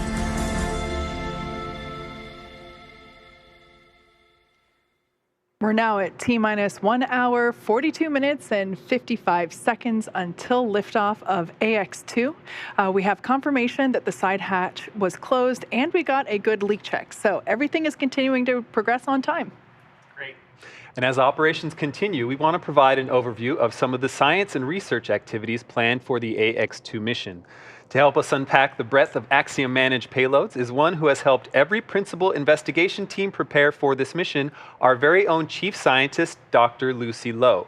She's at Kennedy Space Center in Florida with Axiom Space Director of Digital Strategy, Sonia Gavankar-McKay. Sonia, great to see you, and we're excited to understand what's ahead in the next couple of weeks for our crew. Thanks so much, Duke. It's great to be here with all of you as the excitement really builds toward launch. We're just a few miles away. In fact, you may be able to see the Falcon 9 rocket with the AX-2 crew on board just over my shoulder. And yes, I'm joined with Axiom Space Chief Scientist for Microgravity Research, Dr. Lucy Lowe. Lucy, how excited are you for what's to come? Hi, Sonia. I mean, it's a fantastically exciting mission. There is an absolute massive amount of research that the crew is going to be doing, and I can't wait to see them get started. And there is a massive amount of research they have to do, and we have just a little bit of time to cover it, so let's dive right in. It is packed for it, but what has been the scientific strategy for this mission, and what do we expect to see? So the scientific strategy is really continuing what we did on AX-1, which is expanding access to microgravity for a whole new global community of researchers. So we're really excited to welcome on board our Saudi Arabian partners and see them do the research they want to do. We also have some opportunities to expand commercial opportunities by manufacturing products in space that could be beneficial for life here on Earth. So we have a glut of projects that are going to be doing all kinds of stuff about in-space manufacturing. So we're really excited about those. Now, you've organized the portfolio into 5 main categories, and we're going to kind of touch on each one of them very briefly. Let's start with physical sciences. I noticed that from the list there is radiation protection research as well as some storm-related research that is looking at how weather and climate and seeding clouds. Tell me what this all means. Exactly. So we have a really fun experiment that's brought from us from the Kingdom of Saudi Arabia looking at cloud seeding. So they're looking at how silver iodide crystals can actually form water vapor in a specially designed chamber. So they're not only understanding how cloud seeding could be more effective here on Earth, but they're also looking with a vision to perhaps extraterrestrial agriculture, so maybe growing crops on the moon and in Mars in future. Wow. We also have projects looking at radiation shielding, so the sun spits out a bunch of radiation. So looking at how different kinds of polymers could actually protect the electronics on the space station could actually help with future spacecraft design. And then finally, you mentioned storms. We have some really fun projects where the crew are actually going to be trying to capture images of what we call transient luminous effects, which are events which occur just above thunderstorms at the same time that lightning strikes. And we can't see them from the ground because we're underneath the clouds. So on top of the clouds, we can see these phenomena, and it helps us understand more about our own weather and climate down here on Earth. Excellent. So the next portfolio is life sciences. Research includes DNA, nanomaterials, and reprogramming skin cells to help create regenerative medicine. There's also research planned to build on AX-1 science modeling tumor organoids to better predict and treat cancers. Can you break down a few of those for us and tell me again what we can expect to see, what the astronauts will be doing up in space? Yeah, absolutely. So as I refer to some of those in-space manufacturing projects, Right. so the DNA-inspired nanomaterial that you referred to could actually be used as a therapeutic delivery agent in future, or as a scaffolding for degenerating joints. We have also projects looking at 3D bioprinted tissues, so looking at liver and kidney and seeing how they respond in microgravity, which could be potentially very informative for helping us understand regenerative medicine efforts. And then we have a whole other project on stem cell manufacturing, which could actually then help with lots of kind of clinical applications here on Earth. So lots of research on that end, not even to mention all of the human research that our crew are very willing participants in, where they're doing all kinds of experiments to see how the human body responds to space, how it adapts to microgravity, and how we can use that knowledge not only to make space travel more safe for humans in future, but also help us understand our own physiology back here on Earth a little bit better. Okay, on to tech. The research being conducted here seems to be how can we automate more to take up less time doing things like data transfer. We know about that on Earth. What's it like up in space? Making communications with Earth easier and literally tracking where supplies and materials are on board. I mean, they have a lot of space up there inside the building, right? So they have to be able to track where everything is, loose bolts and whatnot. What stands out to you in this research? So it's interesting you mentioned how much space there is up there because there's fairly limited space. Yeah, so they we can't have build some, more. they can't exactly. So we have some Axiom technology demonstrations where we're demoing some of our own technologies that we can use on Axiom Station in future. But we also have some really fun technology demonstrations from our partners that are sampling the air inside the ISS. They're using special sensors called quartz crystal microbalances that can detect tiny molecules in the air and tell us a bit about the air quality inside the ISS. And then we have a really fun project from the MIT Media Lab where they're looking at what they call a gravity countermeasures loading suit or a skin suit, which actually models some of the effects of gravity on our crew, and so it helps them prevent some of the physical deconditioning that astronauts see when they go into space. Really important research. Absolutely. What do you think the air is like up there? I hear it smells of electronical equipment. Oh, okay. So we'll wait yeah. for those little cubes to tell us a little bit more information and figure out yeah. how we can scrub it. Okay. Partnerships also very important with Axiom Space since it started, and it's really great to hear about all of this research that's really coming from so many institutions, educational organizations.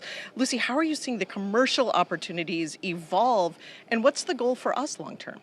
Yeah, absolutely. Great question. So we continue to expand our partnerships with a number of global research communities, which is really exciting, seeing really exciting research come in from new communities, new organizations, new researchers that have historically not had access to microgravity, and now we can provide that. But as I said, we're also very interested in opening up these new commercial economic opportunities to do things in space that can create materials or biomedical products that can benefit life here on Earth. Because that's ultimately what we want to do at Axiom, is everything we do in space, we want to be benefiting every human everywhere, which includes not just the astronauts, but all of us back down here as well. Well, thank you so much, Lucy, for all your time. We're going to be talking to you during the mission as well to find out a little bit more about what's been transpiring up in space, what we expect to see down here, and so much more will come our way. Thank you so much, Lucy, for your time. Thank you, Sonia. Well, that is amazing groundbreaking work that we're going to be seeing, the additional insights of these studies, and so much. You can follow the efforts as they play out on orbit. Just visit us at axiomspace.com/AX2 research. We're going to send you back now to Hawthorne, to Duke and Kate. Thanks so much, guys. Thank you, Sonia. Thank you, Dr. Lowe. Well, switching gears a bit, Axiom Space is also working to create partnerships with companies that you wouldn't typically expect to hear about going to space. Some of those companies end up with some representation on board a mission as well. Besides the crew, the Dragon is also carrying hundreds of kilograms of supplies and resources for the mission. Most of these materials are essential supplies, but every mission has a few fun surprises. One of those that's often discussed is the highly anticipated microgravity indicator. This is actually the only item inside Dragon that isn't secured at launch. Once the crew successfully reach orbit, the microgravity indicator will begin to float, allowing all of us to visually see what we've completed during the launch phase of the mission. And to reveal the indicator, a fifth crew member named Gigi here is a very special greeting from Sharon John and a few of the younger Axiom family members who helped prepare the indicator for this flight. Hi, it's Sharon John, Build-A-Bear CEO and President. We're incredibly thrilled to be a part of the AX2 mission to space. Thank you so much for this incredible opportunity. We also wanted to be sure and wish good luck to all of the brave, wonderful crew members that are headed off to space, and hope that an extra 5th furry crew member brings you luck.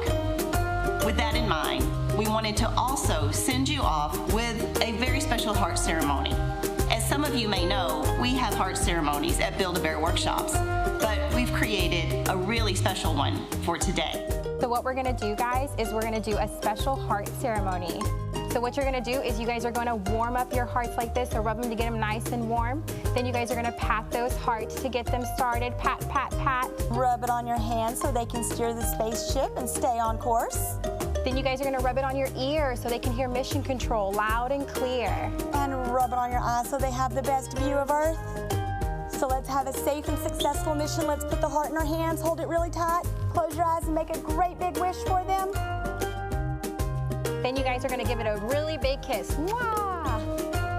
Good job, guys. It's overflowing. Lots of love. Let's see it. All right. Thank you so much. We'll be thinking about all these hearts when we get to space and our little bear's floating, okay?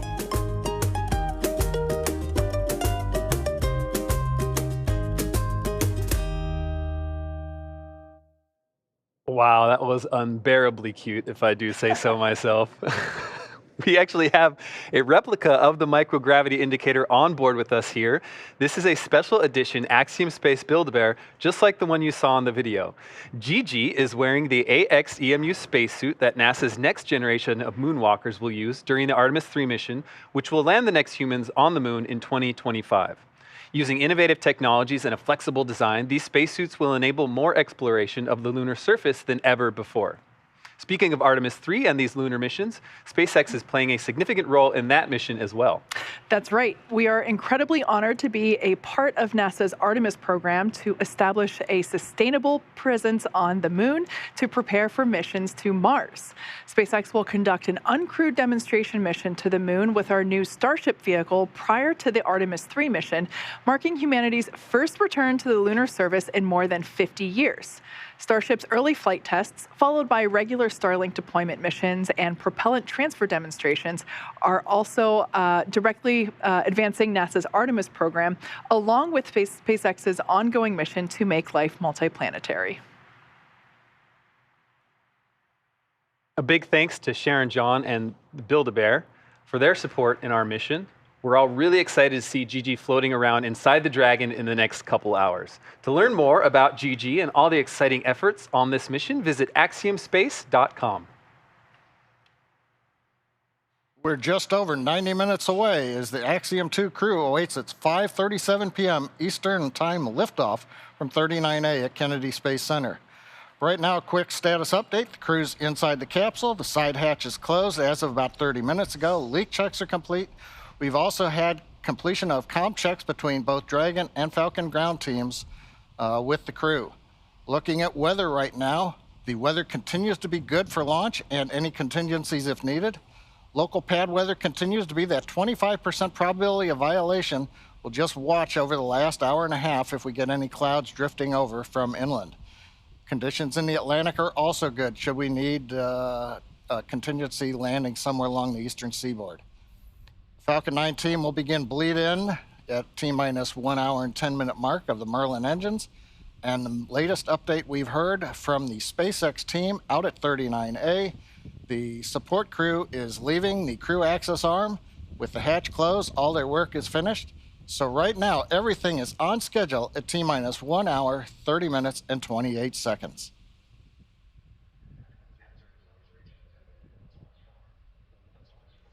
And with our crew safely inside Dragon Freedom and continuing their preparation for launch, let's head back over to Sonia Gavankar-McKay at Kennedy Space Center for a conversation with a member of the Saudi Space Commission. Sonia, this is an exciting moment for many around the world, but what does this mission mean for the Kingdom of Saudi Arabia? That's a great question, Duke. Our work with KSA and any partner begins just years before the launch date. We started talking with KSA about 4 years ago. And like any commercial partnership, there are a lot of details to work out, and that's especially true with the U.S. commercial company signing with a direct agreement with a foreign nation. Once you get through the negotiation process and get to the actual signing of contracts, which took place in 2022, then you have to get to work planning, preparing, training for the mission. Not only are these partnerships beneficial for Axiom Space and our goals of building history and expanding access to low Earth orbit, but for all, but we're enabling nations like the Kingdom of Saudi Arabia, organizations and individuals to achieve their goals in space. Joining me now from the Saudi Space Commission to share how this mission and our partnerships are so critical to their ambitions beyond Earth. We are joined now with just the perfect person to talk to. Thanks so much for joining me here today, Ibrahim. Thank you, Sonia. Let's Thank you for having me. Let's start with the ambitions of the kingdom. What brought you to this moment? Of course, like I would say, like, you know, on the personal side, I'm a space enthusiast, and I know like there are so many space enthusiasts there in Saudi, and we're so excited like to be here. And this is the first mission of the Saudi Astronaut Corps, and this program started to begin, and it will be a sustainable program. Right. But why now? Why take this big leap right now? Well, there's always a right time for something. This is like a huge thing. Space is becoming like more evolved now, and this is the right time for space. And we see like so many nations are joining the space race, and Saudi has been there 38 years ago, actually, with Prince Sultan being the first Arab and first Muslim to go to space, and we're continuing this work in going with the first female Saudi and Muslim astronaut. It's such a momentous moment. We talked about the first steps. We talked about the evolution. Long term, what are the goals for SSC? So the national space strategy aims to have the kingdom to be a key player in the space sector. Right. This is just the beginning. This is just a first program, and this only looks at the sector of the human space flight, and we see this mission as a stepping stone that will continue to take presence in space. And what does the Kingdom of Saudi Arabia have that's unique that you bring to the table? I think you could know, like Rihanna's like for today, she's unique, becoming the first Muslim and Arab to go to the ISS, and also first. It's actually going to be the 6th country to have two from the same national astronauts in the station. So this is, like we said, the first step. It's an exciting step. How do you feel right now? Oh, my feeling, I can't really explain my feeling. I don't think that I have enough words to express my feeling. We're looking at the countdown. We're so excited. We've been waiting for this moment for a long time. We're so excited. We're so happy. We're tuning in to watch the launch.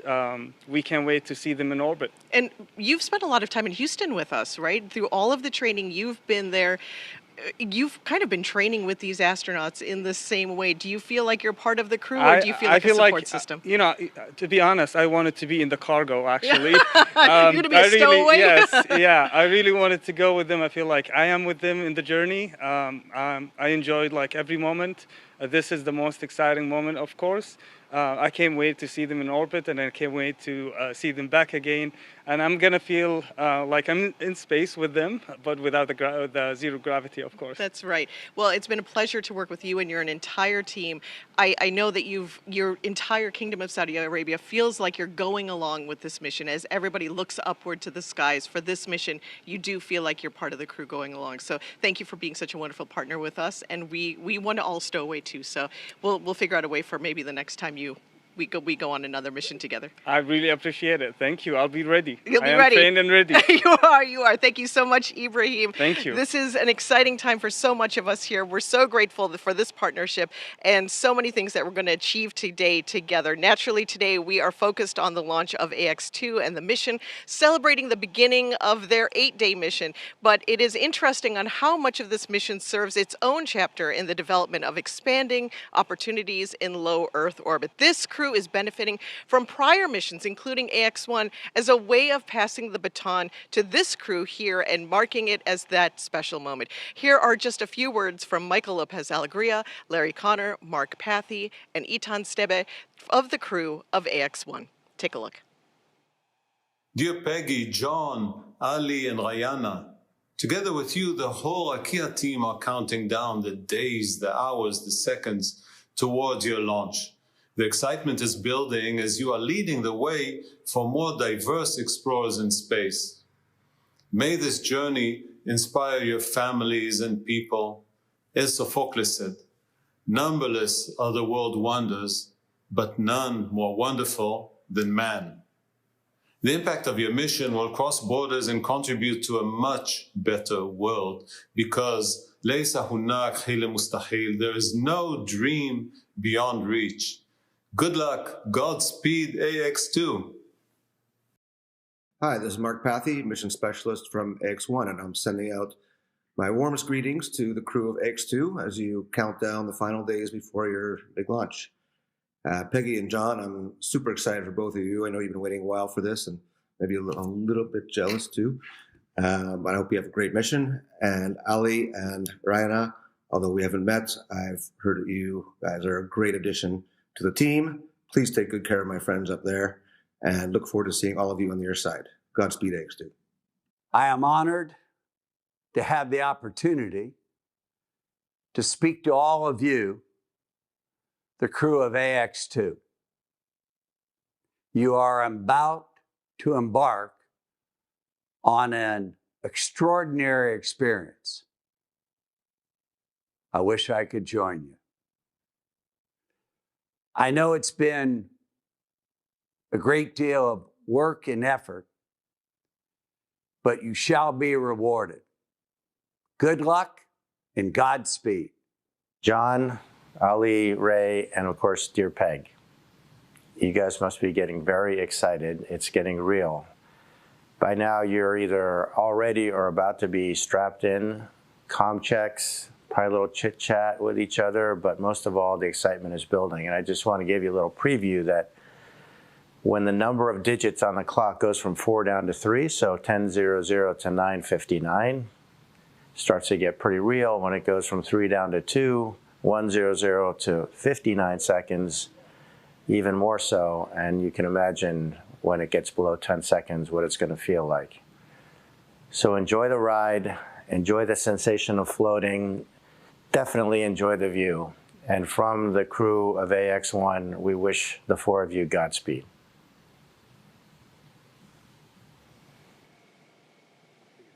It's absolutely incredible to be part of this rapidly growing effort and industry. Every mission points to the next, and I hope you feel the energy and anticipation like we can here on the Space Coast. Duke, Kate, this really never gets old. I say that this is my first time at a launch. What's the energy like out at Mission Control at SpaceX?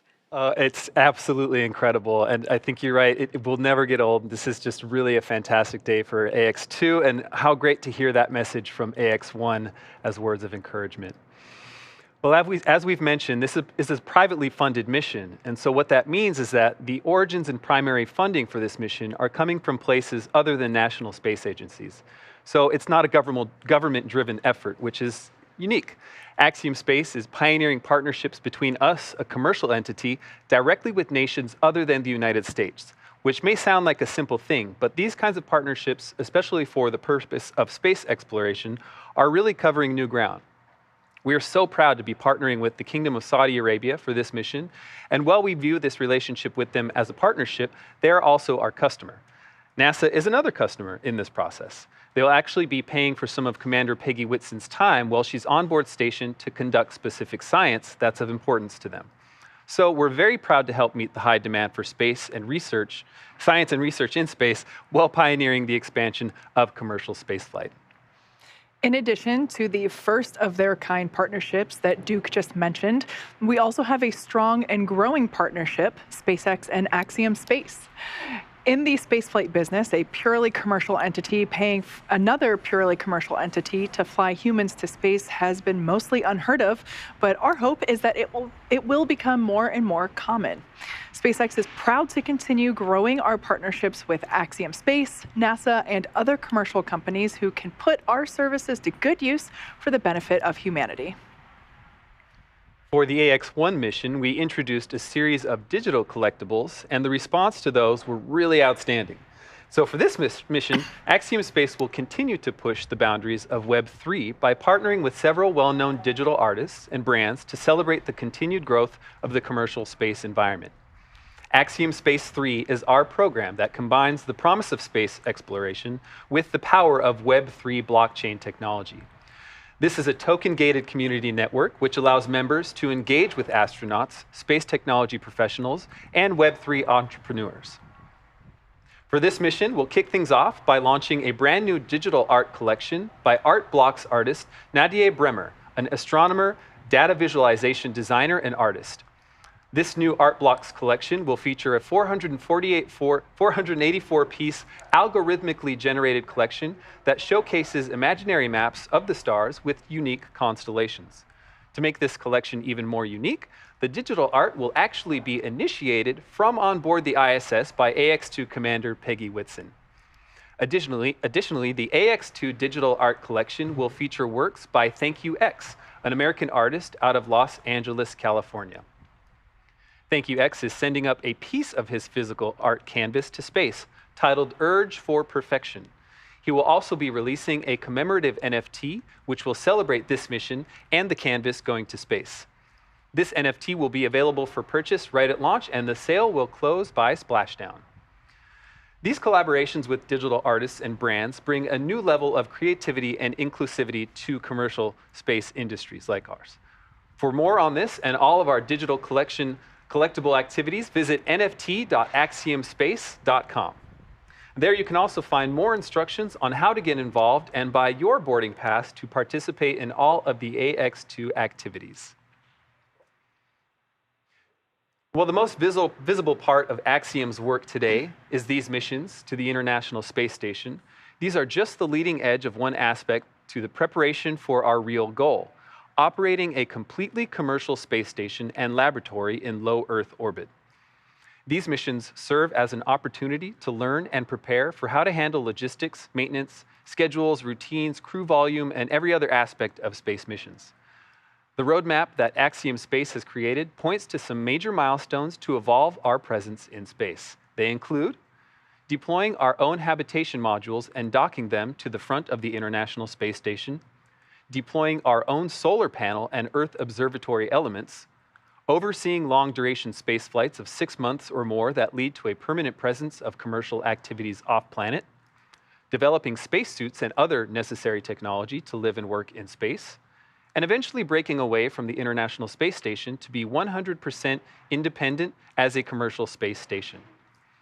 While the launch of the first ever commercial space station module is still a couple years from launch, the process of designing and now manufacturing have been underway since 2015.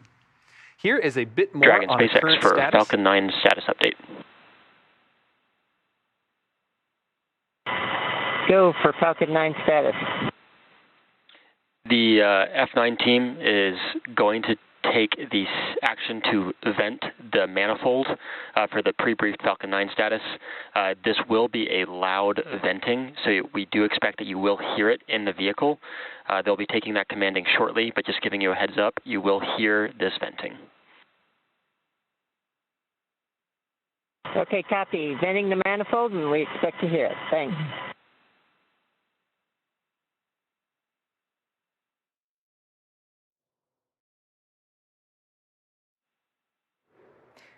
All right, so that was SpaceX core Arthur, and that was SpaceX core Arthur Bariault, just letting the crew know to expect loud venting noise. Again, that is the primary voice of communication to the crew to update them on status, as well as items like this where they can expect to hear something. Good heads up for the crew there. So, talking about Axiom Space Station, here's a bit more on the current status, currently under construction. We are building the world's first commercial space station, one element at a time. We think that what we're doing is for everyone, everywhere. This is a global endeavor. Our partner, Thales Alenia in Italy, is in the finishing stages of building the first module, the first pressure vessel. We are here in the integration and manufacturing area of Thales Alenia Space. Here we have the two cones that will be part of the module. Is also the gate to the module to come in and to come out. The very big cylinder that will be the core of the module. Just to have an idea of the dimension of the real module, you can see me compared with the structure. On these ports, all additional modules will be docked. This is the most complex piece of the entire Axiom module. We're on pace to build a human-rated spaceship faster than anybody's ever built one. When we look at our roadmap, we look to see how we can double its capability every 5 years. It requires a lot of different talents and a lot of different engineering backgrounds, so we've really expanded the team. I'm working on the time-sensitive network aspect of the space station. So that's the network, have all the flight computers synchronize and actually do the thruster firing at the perfect time. So this is the command trailer. We're able to control our test stand, which enables us to vary our set pressures, our flow rates into the thruster in order to collect performance data at various OFs and chamber pressure conditions. It's always a blast to come out here, set everything up, and start lighting rockets off. Behind us, we have the carbon dioxide removal subassembly. We're going to be creating the most integrated ecosystem that has ever been put into space thus far, which is a really cool thing to be able to say. I fabricate PC boards and cables and harnessing. This is a life-critical job, and you want to make sure you do the best possible job.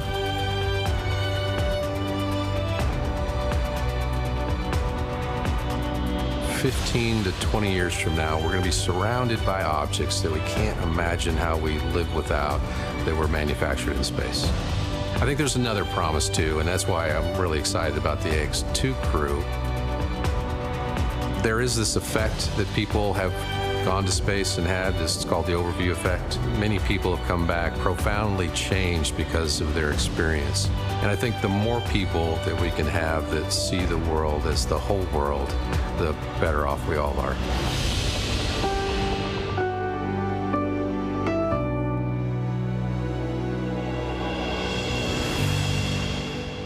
Incredible to see how much these missions are able to impact the future of Axiom Station and private astronaut missions.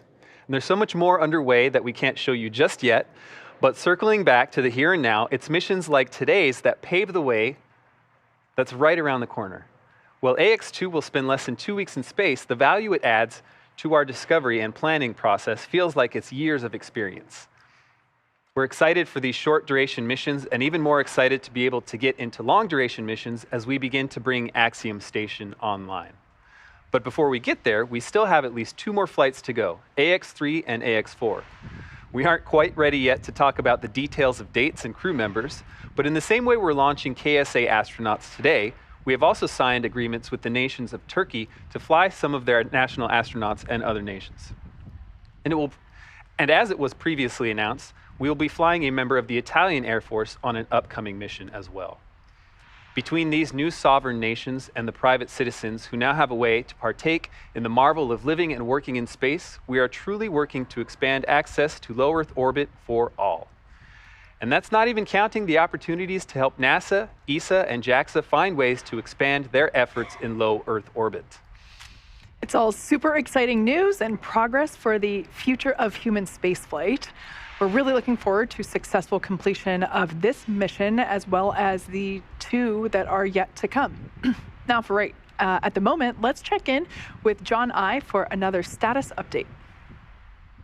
Just over 70 minutes away as the Axiom 2 crew awaits its 5:37 p.m. Eastern Time liftoff from Launch Pad 39A at Kennedy Space Center. You've got a view right now of the crew access arm.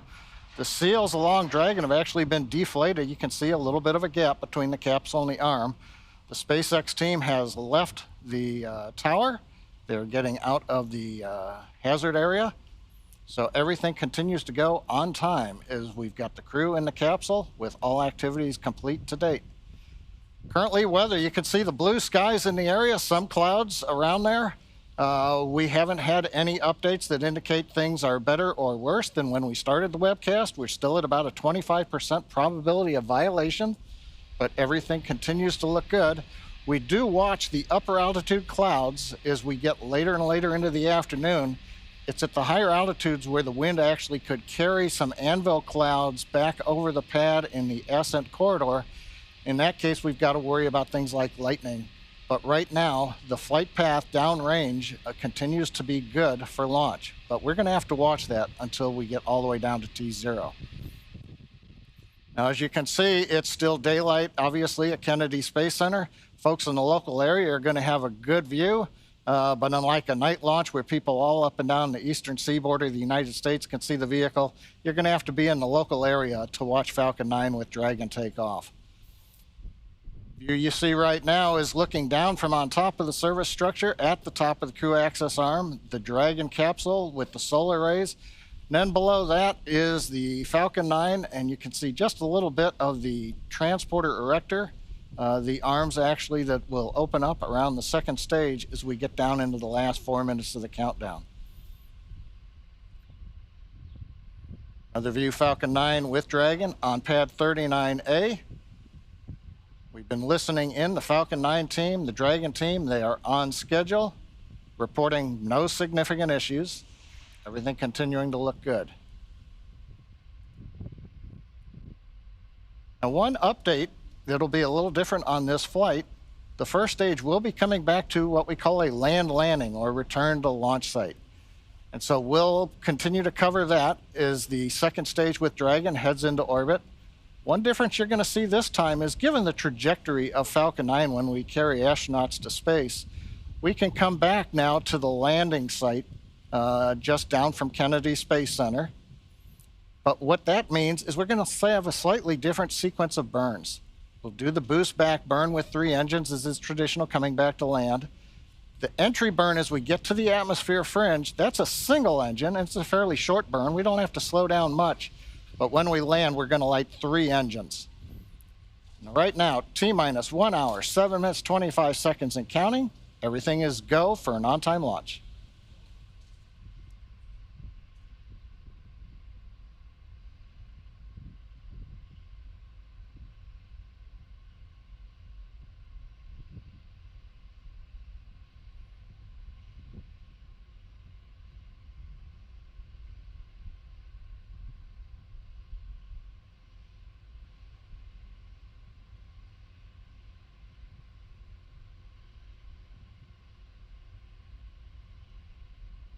A big thanks to all of you tuning in now as we welcome NASA and their coverage of the second Axiom mission, AX-2. You're joining us here with live views from NASA's Kennedy Space Center. Specifically, this is the iconic Launch Complex 39A with a Falcon 9 rocket and Dragon spacecraft that are in the final stages of preparation, leading to launch in just over an hour from now. As the name suggests, this is the second flight for Axiom Space with a handful of noteworthy firsts. This 10-day mission will see the first female commander of a private space mission, legend and former NASA astronaut Peggy Whitson. Our pilot, John Schaffner, will soon become the first Alaskan astronaut. And 2 national astronauts will be the first from the Kingdom of Saudi Arabia to fly to the International Space Station, Ali Al-Karni and Rayana Barnawi. Taken together as a crew, this is the first private mission with private astronauts and astronauts representing non-US nations through direct commercial arrangements. And that's just to name a few.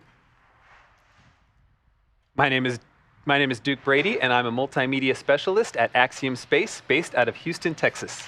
And I'm Kate Tice, Quality Systems Engineering Manager here at SpaceX headquarters in Hawthorne, California. And as Duke just mentioned, our coverage has now expanded to NASA television, and we would like to welcome NASA's Leah Cheshire from Johnson Space Center in Houston, Texas. Hey, Leah. Hey, Kate, great to see you and Duke, and I'm excited to join as we get closer to launch, so thank you so much for having me. I am here in Mission Control Houston, where the Orbit 3 team is coming on and taking over from the Orbit 2 shift. These teams are monitoring the station and its crew 24/7. And of course, in here today, we'll be watching the launch with the International Space Station flying 260 miles over the southwest coast of Ireland at the time of liftoff. But we've still got some counting down to do before then, so back to you guys at SpaceX. Thanks, Leah. Now, liftoff time is still holding for 5:37 p.m. Eastern Time, and we're tracking no issues with Falcon 9 or Dragon. The range is green, and the weather is cooperating, as we saw earlier. Really picture-perfect views coming to us from Kennedy Space Center, as you can see there. Now, over the last 3 hours, Axiom astronauts Peggy Whitson, John Schaffner, Ali Al-Karni, and Rayana Barnawi donned their SpaceX suits in our suit-up room and were then transported to the pad where our crew entered the SpaceX Dragon spacecraft that you see there live on your screen. And since arriving at that spacecraft, our crew were helped by the closeout engineers to get into their seats, attach their suits to special umbilicals that provide breathing air and communication links to Dragon's systems. They conducted successful leak checks and communications checks with the core here in Hawthorne, which is the person dedicated to speaking directly to the crew throughout the mission. The closeout team sealed the hatch, which also got its own leak check, and they have departed the pad. Coming up, weather operators kick off their final check on wind speeds at the pad before the final go, no-go for launch. Now, before we get to that final go, no-go, the SpaceX team will do an internal poll, making sure conditions are steady with Falcon 9, Dragon, the crew, the range, and weather. A lot of things needing to line up there. Absolutely. Now, as the countdown continues, we are now approaching T-minus 1 hour, 3 minutes, and 15 seconds. Let's take a moment to get reacquainted with our crew today. The AX-2 mission commander is Axiom Space's Director of Human Spaceflight and retired NASA astronaut Peggy Whitson. During her career with NASA, Peggy flew 3 long-duration missions to the ISS and has more cumulative time in space, 665 days, than any U.S. astronaut and more than any woman in the world. She has conducted 10 spacewalks with over 60 hours to her credit. Dragon SpaceX cycling orbit tank isolation valves to equalize low flow pressure. Dragon copy. And that was the voice of Peggy Whitson, who also performed hundreds of research experiments on board the ISS. The pilot for AX-2 is private astronaut John Schaffner. A STEAM advocate, business pioneer, and lifelong space enthusiast, he's been a pilot since the age of 17 and participates in extreme sports from hang gliding to base jumping to high-performance racing. Sounds like a busy guy. John trained as the AX-1 backup pilot, and during this mission plans to invest a lot of his time in STEAM education activities aimed at empowering educators. And representing the Saudi Space Commission and serving as mission specialist, Ali Al-Karni is an Air Force captain in the Royal Saudi Air Force. Ali graduated with a Bachelor of Aerospace Science degree in 2013 from King Faisal Air Academy in Riyadh, Saudi Arabia. Having flown as a fighter pilot for 12 years, Ali was selected as an astronaut in 2020. Also representing the Saudi Space Commission and serving as a mission specialist, Rayana Barnawi has a master's degree in biomedical sciences from Al Faisal University in Riyadh, Saudi Arabia, and a bachelor's degree in biomedical sciences from Otago University in Dunedin, New Zealand. She has been a research lab technician since 2013 in the Stem Cell and Tissue Reengineering Program at King Faisal Specialist Hospital and Research Center. You've seen the vehicle, you've met the crew. Let's send you over now to NASA's Johnson Space Center, where Leah Cheshire is following the launch preparations from Mission Control in Houston. Leah? Thanks, Duke. You're right. I'm here in the International Space Station Flight Control Room at Johnson, where teams staff this room around the clock to monitor the crew and the systems aboard the orbiting laboratory. Today, they're ensuring that the station is ready to receive Dragon and the AX-2 crew. Since NASA opened up the space station for commercial activity in 2019, the agency has continued to work with private industry to prepare for the future of low Earth orbit. NASA's long-term goal is to no longer be the provider of a low Earth orbit destination, but to be a customer, one of many, purchasing commercially owned and operated services. To ensure the path of tomorrow, we have to work together today. Enabling private astronaut missions on board the space station helps us to refine and mature the processes needed for the future, with NASA astronauts working side by side with private and national astronauts in a new age of science and discovery.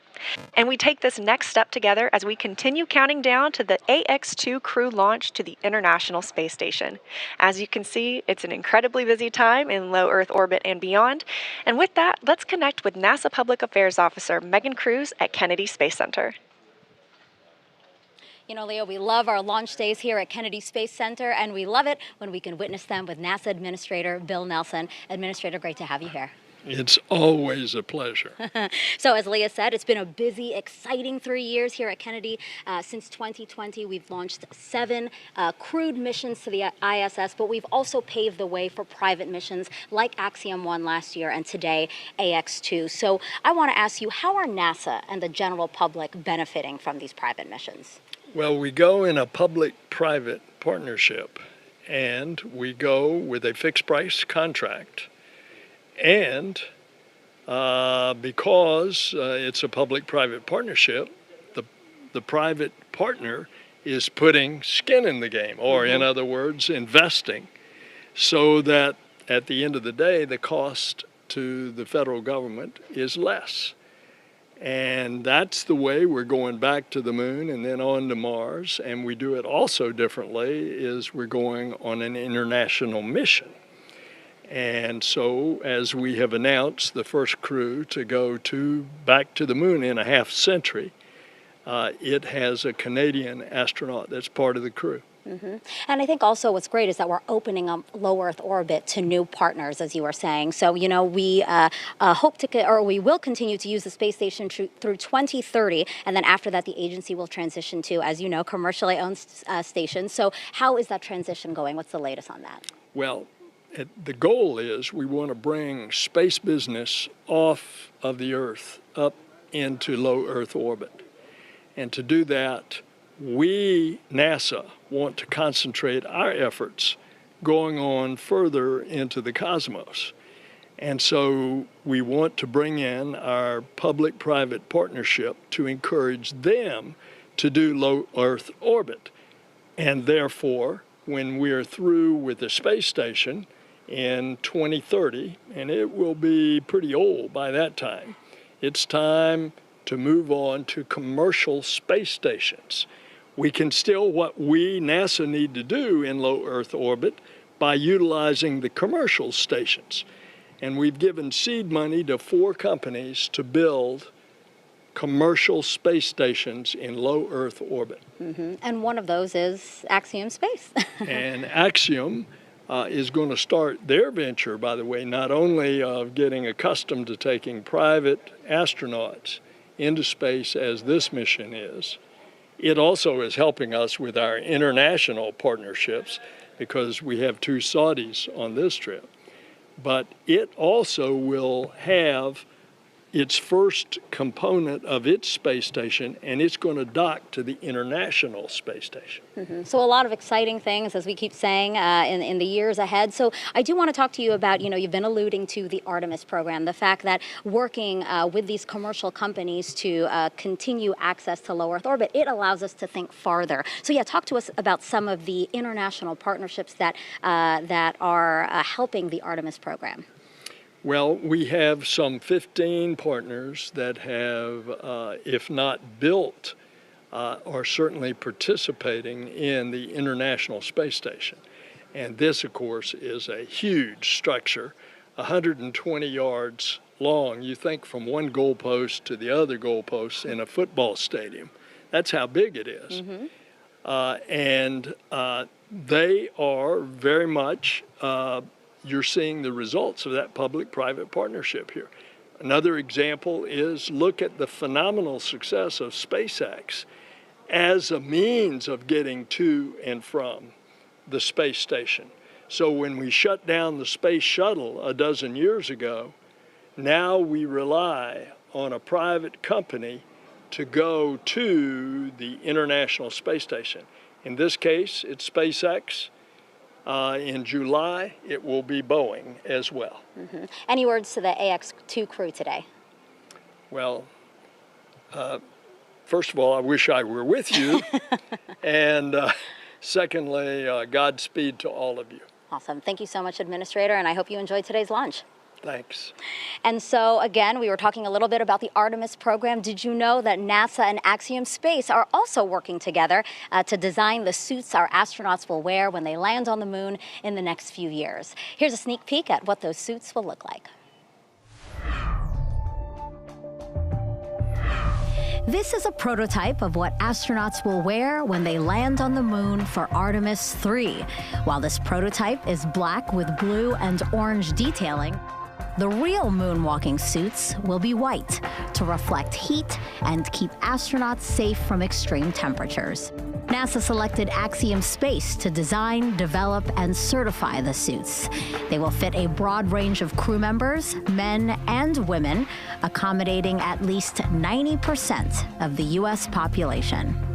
It's one small step for man, one giant leap for mankind.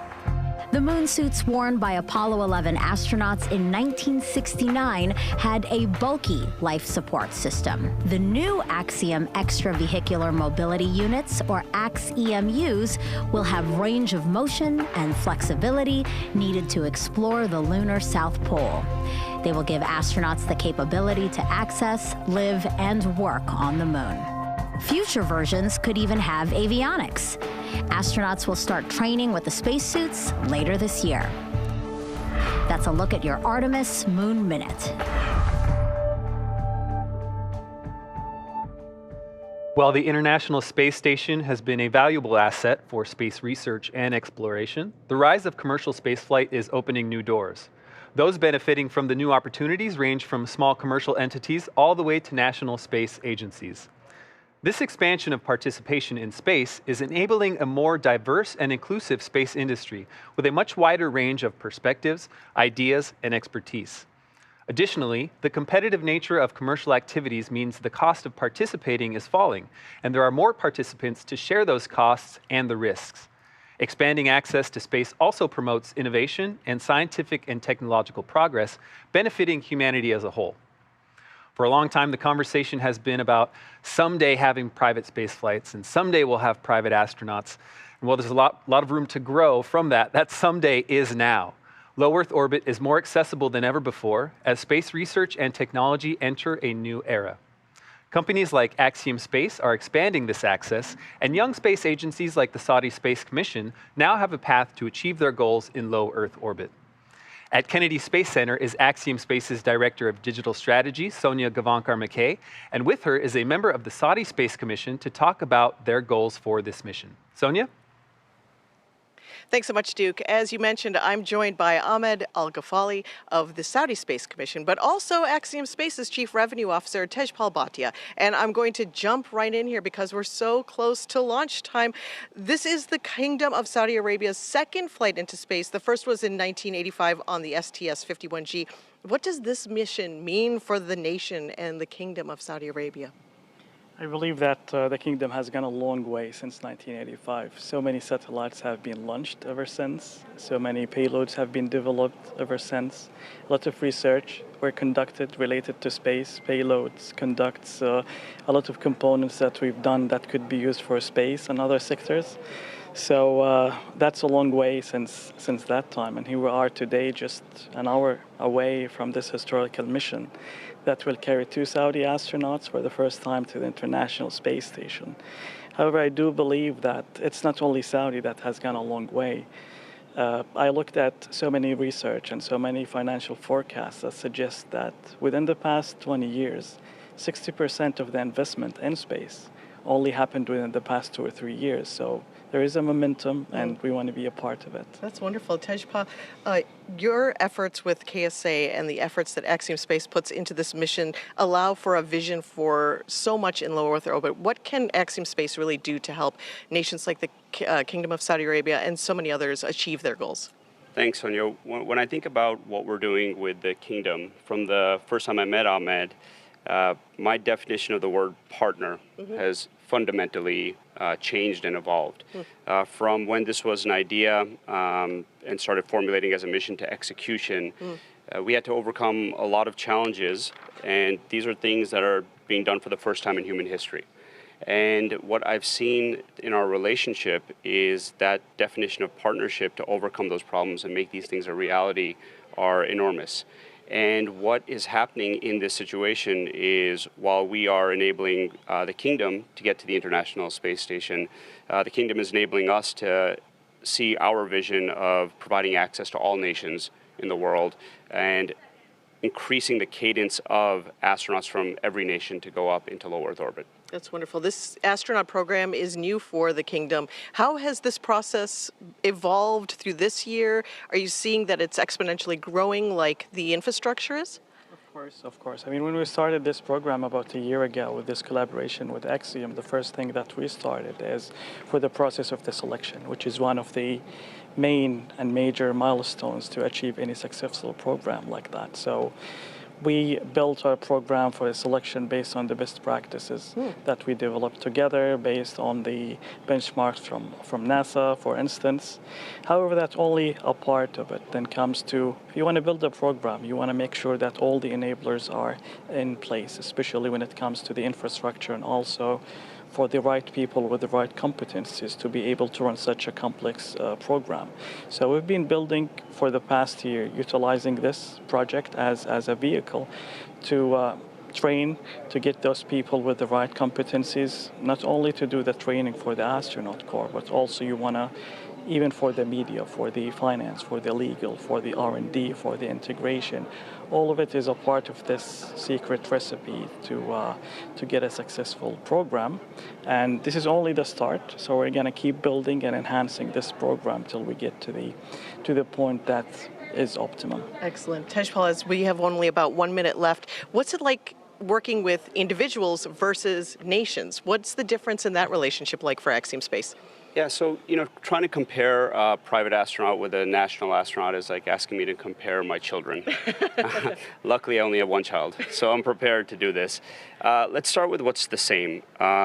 Each of these individuals on this mission right now are pioneers. Very few people in human history have been to the International Space Station. Today, we're going to see 3 more join. And each individual represents their country and humanity, and they're going to inspire girls and boys all over the world today and moving forward. The big difference is with the Kingdom seeing this more as a program. Right.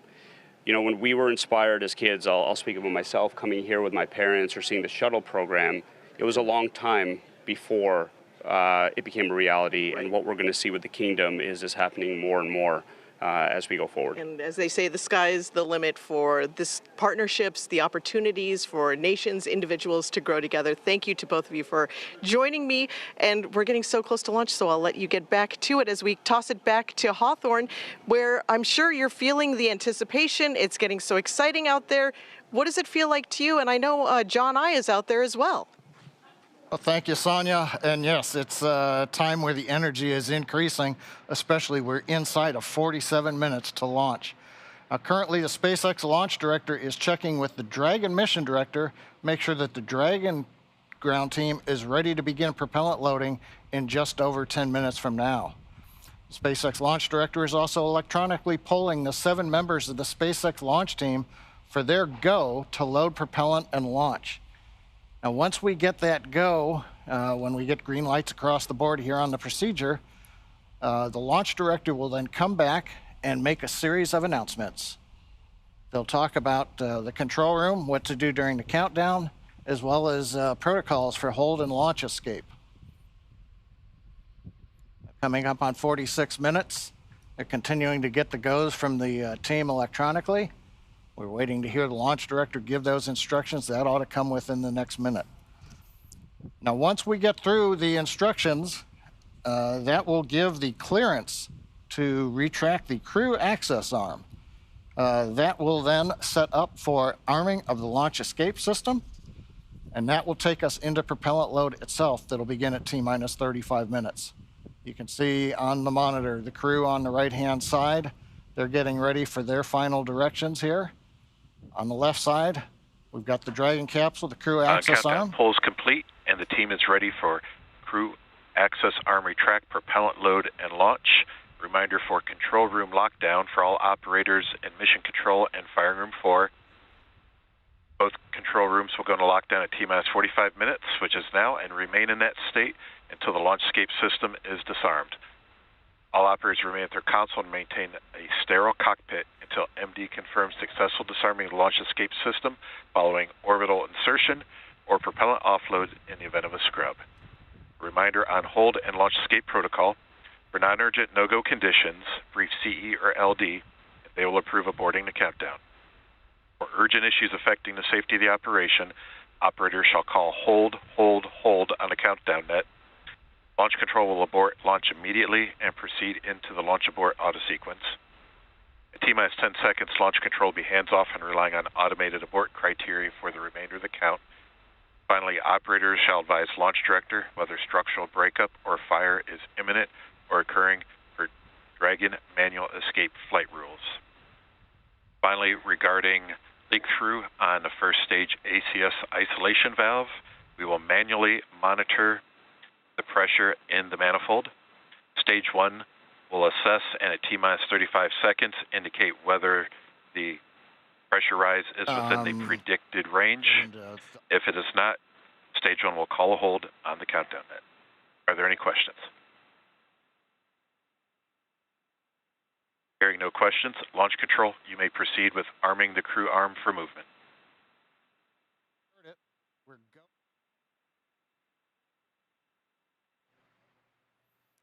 We're go to proceed with Crew propellant access load. arm retraction has And started. the crew access arm, Kate, it's going to begin retracting. We're getting into that next dynamic phase where a lot of events start happening over the next 10 minutes.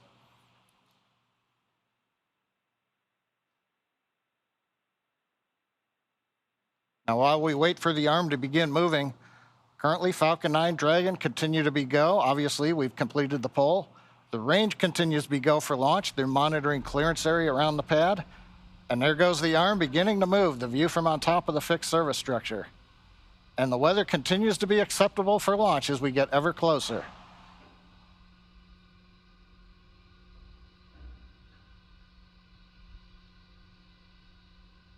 Nice view from the camera inside the White Room as the arm moves away from Dragon.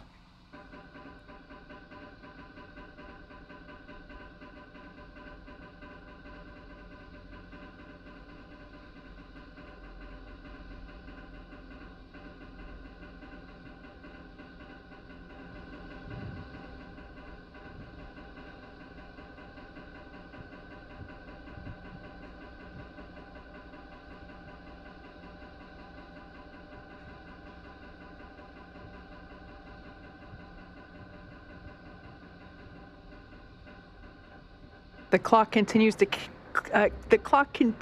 tick down. We're now at T-minus 42 minutes mark on the dot. Crew access arm retraction is complete. As you just heard there, that crew access arm is now completely stowed. It is now in the launch position, of course necessary in order to clear the way for Falcon 9 to lift off. Now, next up, we'll hear the call out that the launch escape system is going to be armed, and from there, we'll hear that Falcon 9 propellant load will also begin. Dragon SpaceX, you are go for Section 6. Close visors and arm launch escape system. Copy. Go for Section 6. We saw our AX2 crew members exit the brand new suit-up room located in the Falcon Support Building just about 3 hours ago. They also got their tablets. SpaceX Dragon. Visors are closed, and we're arming the launch escape system now.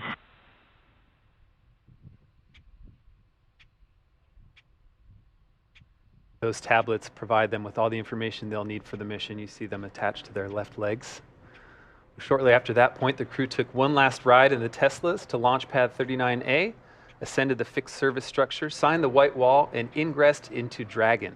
After getting buckled in, the spacecraft hatch was closed, and the closeout technicians cleared the pad, leaving just the crew members inside the Dragon vehicle. All right, so as we heard the call out, we are arming the launch escape system, which is a system that basically gives the crew options, a pathway to safety through all phases to orbit. You know, we take every system is verified armed.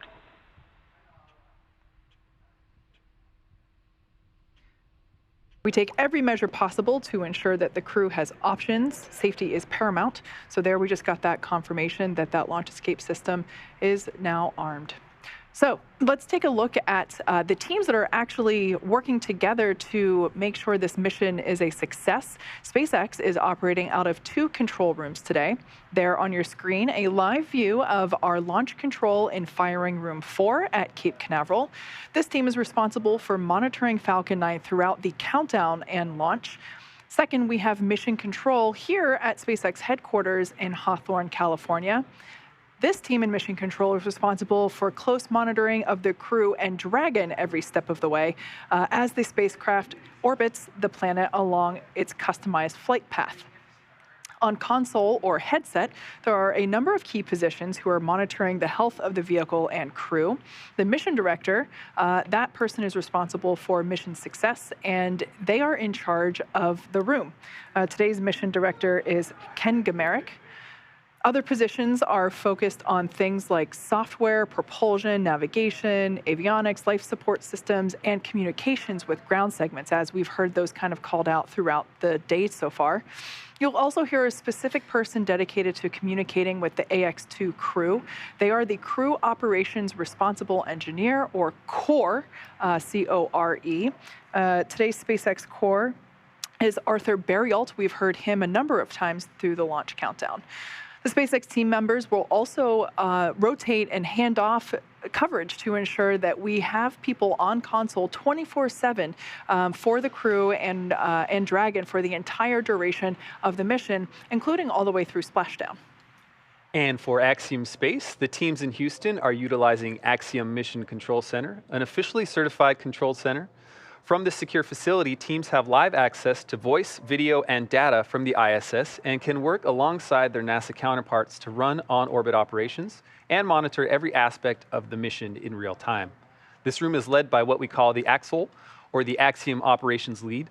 And around the room are positions for officers responsible for research, communications, medical, integration and stowage, and timeline operations.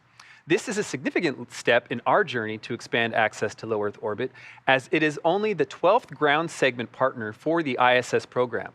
And through this facility, we are enabling our customers and the global community a front row seat to the work being done on station.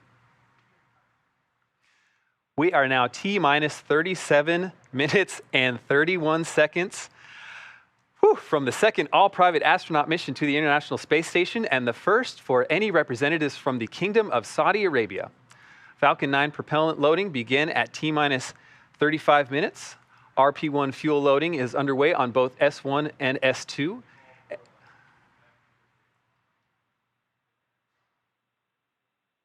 And LOX loading is underway on S1. Tanks will be venting for propellant load. Expect loud venting.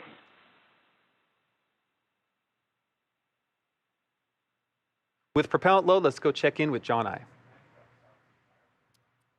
John Innsbrucker here from the webcast desk in Hawthorne, California at SpaceX headquarters. Inside 37 minutes, counting down, we have completed the go-no-go poll for propellant load and for launch. We've just heard a call out. They are now venting down the tanks. That's one of the steps in propellant load. The next major activity will occur at T-minus 35 minutes when propellant loading will physically begin onto the vehicle. Now we'll start with RP-1 kerosene fuel loading onto both the first and second stages, and we'll be loading liquid oxygen onto the first stage of Falcon 9. Now in order to fly, just like Falcon 9, Dragon needs its fuel and oxidizer. The Dragon capsule you can see here on the screen, it uses a monomethylhydrazine called MMH. That's the fuel that's on board the Dragon.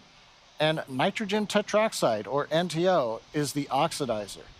Together, these propellants feed the Draco engines that maneuver Dragon on orbit, as well as the 8 Super Draco engines that would power the launch escape system in the case of an abort scenario. Now again, coming up in about 40 seconds, we will begin fueling on the Falcon 9. That means right now that those 8 Super Draco engines inside Crew Dragon are ready, if needed, to launch the capsule away from the Falcon 9 rocket in an instant, should there be any kind of an emergency associated with the rocket or the pad. But currently, 35 minutes, 18 seconds and counting, everything continues to look good on Falcon 9 and Dragon. Thank you, John. On the AX-1 flight and during our launch broadcast for that mission, there was a special emphasis on the TRISH research effort, or the Translational Research Institute for Space Health. As the name Propellant suggests, load has started. okay, it sounds like a propellant load has started. As for TRISH, as the name suggests, this is a broad effort aimed at ensuring we understand and are preparing for human health beyond our home planet. This is an effort that NASA astronauts and private astronauts can both participate in. Naturally, life just a few hundred miles above Earth poses some unique challenges that we're still unlocking the secrets to even after 60+ years of humans in space. Here is a bit more on the progress made during AX-1 and what's ahead for our participation in this critical research effort. Thank you for joining us, Dr. Fogarty and Dr. Urqueta from TRISH, the Translational Research Institute for Space Health. Let's start with an easy question. What exactly is TRISH? Yes, TRISH. TRISH is a consortium between Baylor College of Medicine, MIT, and Caltech. We are funded by NASA to relentlessly and innovatively solve the risks for human space exploration and use a variety of tools to get there, including commercial spaceflight. What are the goals of the research being conducted for AX-2 through TRISH? That is a great question. The research that we're conducting on AX-2 has been highly prioritized to solve the most important risks for human spaceflight as we are planning to go back to the moon and going to other planets. So all of these projects have been custom made and designed to be easy to collect, to take the least crew time, and to take the least mass, power, and volume. And an example is this kit that I have here. We provide one of these to each of the crew members, and it includes most of the hardware that they need to collect physiologic data, sensory motor, that is your balance, how it changes in space, some surveys, and also how the physiology changes in space. So all of these have been, again, customized for commercial spaceflight. Talk to me about the framework for this research. How is this set up to enable new data for new flyers? Yes, so the EXPAND program at TRISH has 2 main elements to its framework to accomplish the goals that were just set out by Dr. Urqueta. So we have essential measures, which have been harmonized with NASA's standard measures to make sure that we're collecting the same type of data on every crew member. So we can compare across people, across different missions to really maximize the value. And then we have exploratory studies as the second part of the framework. And this is where the known unknowns, the questions we have about spaceflight or the risks, have hypotheses generated, and we get to test them. How does the research apply to those of us on Earth? I mean, some of us are maybe never going to be leaving this planet. Why do we care about this kind of work? Dr. Fogarty, Dr. Urqueta? Yeah, this is where things get really exciting. So due to the constraints of spaceflight and the complexity, we have to be really focused on creating integrated and holistic solutions. We can't have individual solutions for every problem. Those constraints create a really ideal environment to bring things back to Earth, to put healthcare in people's hands. We believe that these are going to increase healthcare equity, the access to healthcare and the quality of healthcare, which then results in improved health outcomes. How does this mission, AX-2, add to the range of data? That's a great question. In the last 61 plus years of human spaceflight, roughly only 650 people have flown into space. And if we look at the diversity of these, mostly are white males. And what we're seeing with commercial spaceflight is a more diverse population. We're seeing people from all ages, younger and older, as compared to your government astronauts. We're also seeing people from multiple demographics, backgrounds, training, education, and also people with medical conditions. So as we keep growing this database of civilians flying into space, we will have all of the tools that we need to make most humans being able to fly into space, stay for there longer, and enjoy the experience. Thanks so much for joining us. I look forward to watching the launch with you and seeing the astronauts return and looking at their data. Thank you. Thank you. We are now just under 30 minutes from the launch of AX-2 mission. It has taken an enormous effort from an incredibly dedicated and hardworking team to get to this moment. Knowing that not everyone can be here to witness it, and even fewer get to share a message with the crew, we asked teams to record some words for this moment. As the countdown to launch continues, here are a few messages from those across the Axiom family. Peggy, you are an inspiration to so many people around the world. To me, it's been so impactful to see a woman like yourself make such great strides in exploration and achieve so many different types of firsts. My family and I will be watching you launch and cheering you on all the way to the ISS. Hi Peggy, Kelly and Delta here. We just wanted to let you know that we're cheering you on. We're so excited to watch you launch. You're an inspiration to women and girls around the world, and you've been a personal inspiration to me in my own journey to space. We're so excited to watch you launch, and we'll be cheering you on here on Earth. Go Peggy, go AX2! To Peggy, our notorious space ninja, John, aka Loki, to Ali, who is also known as Slayer, and then to Rihanna, our very own ray of sunshine. Wishing you an amazing launch today, as well as a smooth journey to the ISS. Ad Astra AX2 crew. Thank you, Peggy, John, Ali, and Rihanna, for inspiring the next generation of astronauts. From our crew experience team to our AX2 crew, we are so proud of everything you've accomplished, and we're excited for your successful journey home. Send us a postcard. Just wanted to say that we're super excited for all the groundbreaking researches you guys are going to do. We're rooting for you, and good luck. The marketing team has been proud to support AX2 mission. Godspeed, AX2. This is the Portable Life Support System team. We are very excited about the AX2 mission coming up and wish you all the best. We're very excited for you guys. Y'all are such an inspiration, and we're rooting for you all the way through.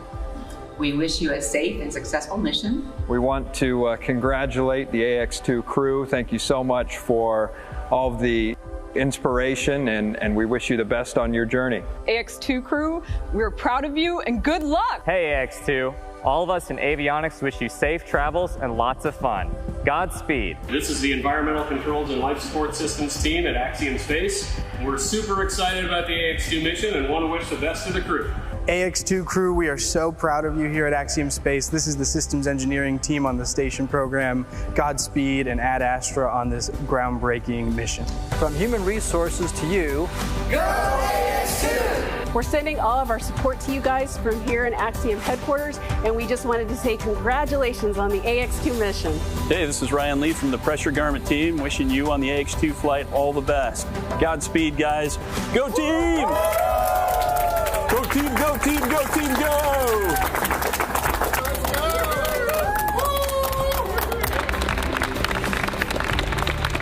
Peggy, John, Ali, Rihanna, I look forward to seeing you flying in space and working aboard the International Space Station.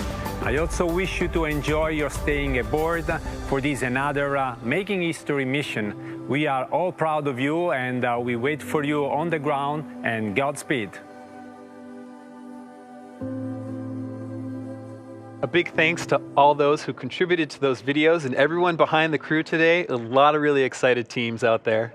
And a special thanks to Kelly Girardi and the Space Gal, Emily Calandrelli, both big STEAM education advocates who you just saw as well.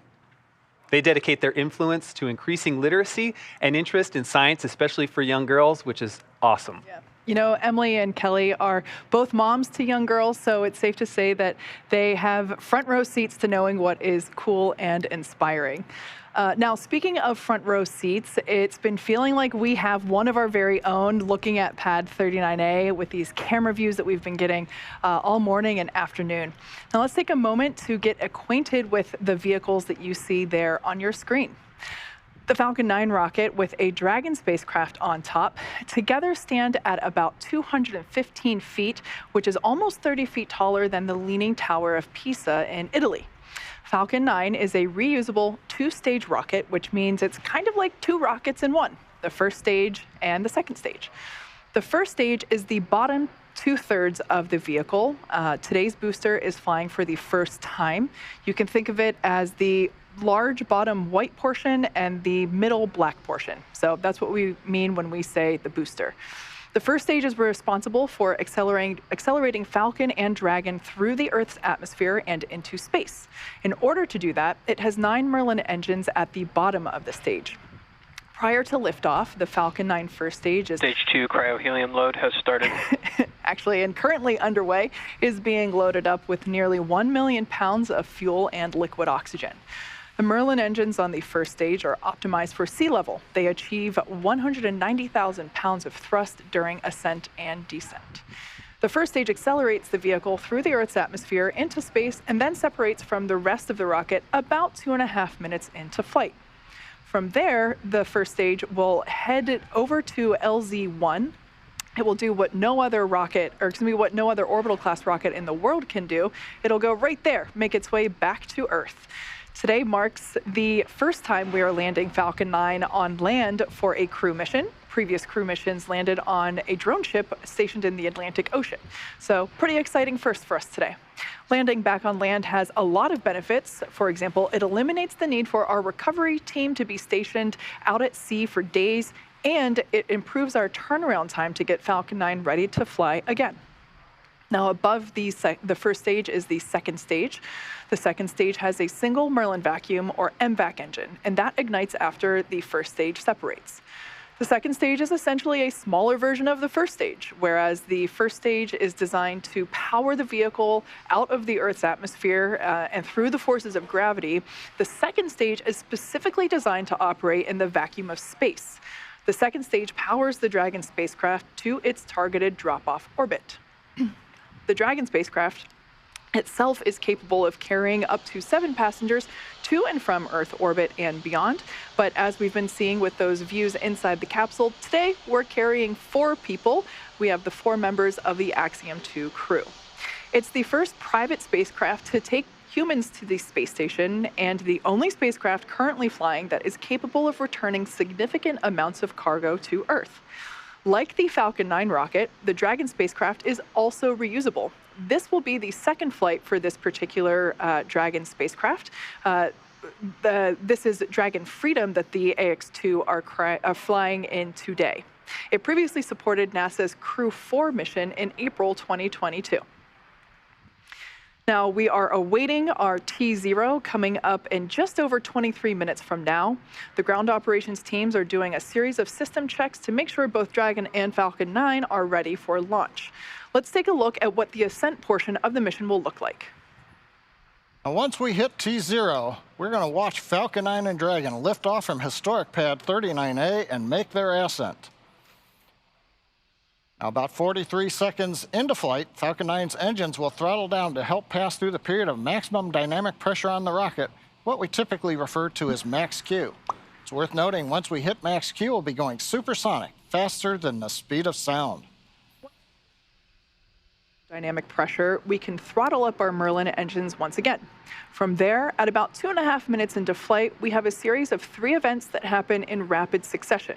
First is MECO, or main engine cutoff. This is where all 9 Merlin engines will shut off in preparation for stage separation, where, as the name suggests, that's where the first stage detaches from the second stage, with the first stage making its way back to Earth for landing as the second stage continues on its journey with the third event.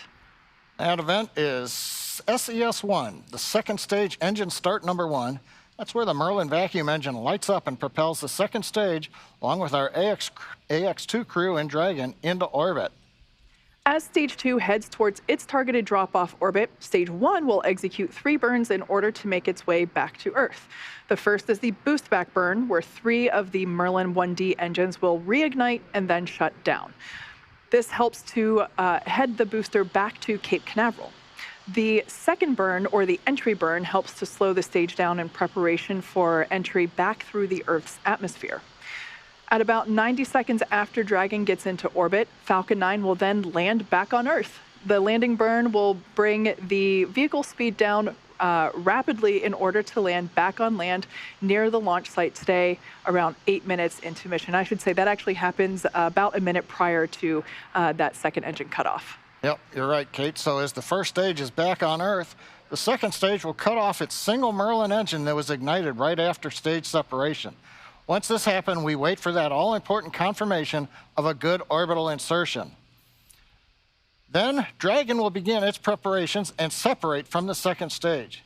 About 3 minutes after the second stage gets into orbit, we ought to get that great view from the forward camera showing Dragon with its 4-person crew drifting away from the second stage.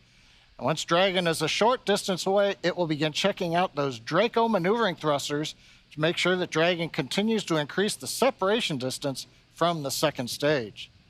The nose cone deploy sequence will initiate just before T plus 12 minutes and finish around T plus 15 minutes, which will expose Dragon's docking mechanism in advance Stage of 2 arrival. RP1 load is complete. All right, that call out there telling us that RP1 loading is now complete on stage 1. Now, in advance, or excuse me, on, I think we heard actually stage 2 there.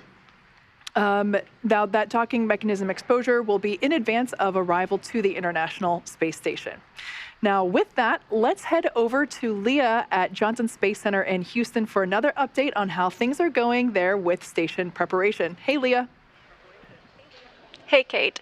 The space station team here in Houston is focused on the critical systems on the station, and everything continues to function as expected ahead of launch. So the teams have verified the command path from the ground up through our constellation of communication satellites to the station. Everything is nominal. We love that word, and the station will be ready to receive Dragon tomorrow should they launch tonight. Mission Control Houston is go for launch. Once the crew arrives at station, the Expedition 69 crew will be there to welcome the AX-2 crew on board. Right now, living in the station, we have 7 people. That includes NASA astronauts Frank Rubio, Woody Hoburg, and Steve Bowen, United Arab Emirates astronaut Sultan Al-Nayati, and Roscosmos cosmonauts Andrei Fedyayev, Sergei Prokopyev, and Dmitry Petelin. Flight Director Greg Whitney is on console now, leading flight controllers on the Orbit 3 team in Houston for launch, and Flight Director Marcos Flores will lead teams for docking tomorrow. A reminder that launch today will take about 16 hours to get to the station, with docking to the Node 2 Zenith or space-facing port scheduled just before 9:30 a.m. Eastern Time tomorrow. Once Dragon is fully docked to the station, the teams here in Houston will assist the Axiom Space and space station astronauts with leak checks as they work to open hatches on both Dragon and inside the station's pressurized mating adapter. We expect hatch open to take place about 2 hours after docking. That's it for us here in Mission Control Houston, and I will send it back over to the team in Hawthorne. Duke? Thanks, Leah. And all of that is set to begin in just over 18 minutes from right now. And I got to say, the energy around here is certainly rising. As Leah just mentioned, once the crew launches, they will spend the next 16 hours in Dragon, catching up to the International Space Station. That time on orbit and in Dragon will feature a variety of tasks, including some planned photography, but about half of that time is scheduled for sleep, which the crew will absolutely need because once they reach the ISS, they have quite the schedule ahead of them. They will spend 8 days on station conducting a variety of science investigations and technology demonstrations, including radiation protection research, studies on how to create rain and how to enhance our understanding of dangerous thunderstorms, as well as DNA research with nanomaterials and reprogramming skin cells to help create regenerative medicines. Wow. When they are not hands-on with research, they will be participating in numerous outreach events connecting with groups around the world. John, for instance, will use the station's ham radio to share a message with students. Beyond all that, Commander Peggy Whitson has assured us that each of them will carve out some time to simply pause and look down at the planet below as it speeds by at a cool 17,500 miles per hour. I mean, I would imagine that if I were in space, my face would just be up against the window the whole time. On station, just in the cupola the whole time. Yes, exactly. Now, as we've said before, we have an instantaneous launch window. That means that we have 1 second. We're targeting 5:37 p.m. Eastern Time, 2:37 p.m. Pacific Time. So just 16.5 minutes from Stage now. 2 LOX load has begun. That call out there telling us that the liquid oxygen on stage 2 is now beginning, or the liquid oxygen on is beginning to be loaded onto stage 2. That will wrap up around T minus 2 minutes. Now, I was talking about the instantaneous launch window because we are essentially chasing the space station. We're trying to catch up to it. It means that in order for everything to be precisely lined up in terms of how much propellant we're taking on board, and obviously we don't want to take too much because everything about space is weight. How much weight are you taking?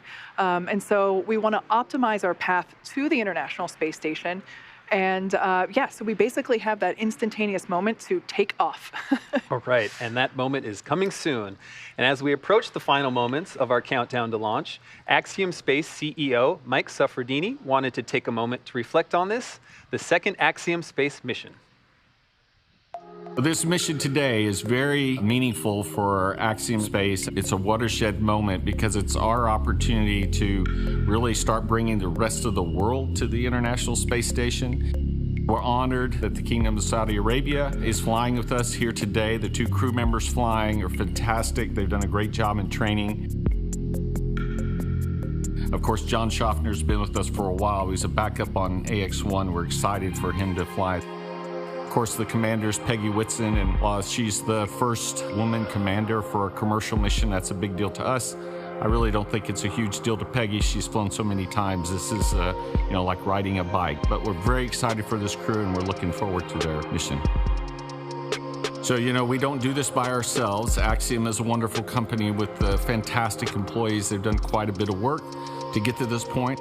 The commander is one of our very own as well, but our thanks go out to the entire team that support us. Axiom done a fantastic job in preparing for the mission and the medical and all the work that's gone into getting the crews ready to go fly. SpaceX, with its fantastic, reliable Dragon spacecraft and Falcon launch vehicle, have prepped the crew and the vehicle, and it's out on the launch pad ready to go. And of course, NASA, we can't do any of this without NASA, who has worked with us along the way, allowed us to have this opportunity, and will work with us on orbit. And of course, the investors. The reason why we get to do what we're doing as a company and build this space station and do these missions is because the investors that are with us along the way. So it's the entire team that has supported us and worked with us throughout this last several months as we prepared for this mission, and we're thankful to them all. All right, guys, you're going to have a great time on orbit. We're looking forward to seeing you there on orbit. From all of us here at Axiom, we wish you good luck and Godspeed. Just under 13.5 minutes, and everything continues to look good for launch of Falcon 9 and Dragon. Now, currently, Peggy, Falcon 9 began we are still propellant tracking load no at T-minus issues 35 minutes, on Dragon right for on time. today's launch. We have continued weather evaluations, and for your awareness, we are monitoring an anvil cloud that is moving towards LC-39A. It's currently 5 miles away, and it just needs to remain outside of 3 miles for launch to continue. The weather officer is going to continue monitoring this cloud and will continue to provide updates to the launch teams. How copy? Dragon copies, no issues on the vehicle, watching the cloud. Thinking very dry thoughts. Good readback, and just a reminder that for the Falcon 9 valve, the Falcon team is going to be performing that manual evaluation of the manifold pressure until T-minus 35 seconds. And if we do not pass those checks, the Falcon team will call a hold. If the evaluation passes, there will be no call made, and we will continue with the countdown. So again, at T-minus 35 seconds following the manual evaluation, if we do not pass those checks, the Falcon team will call a hold. But if there is no call, we have passed the checks, and we will continue with countdown. Dragon copies, manual evaluation. We'll call a hold if it's not passing the checks. Expect no call if it looks good. Good readback. I like that comment. Thinking dry thoughts. Now we're talking about propellant loading. RP-1 fuel is completely loaded on the second stage. Fuel loading is continuing on the first stage. We're just about full. It'll finish up at the T-minus 6 minute mark. Densified liquid oxygen loading is continuing on the first stage and the second stage. Both stages well underway. First stage is nearing a completion, but it won't wrap up until T-minus 3 minutes.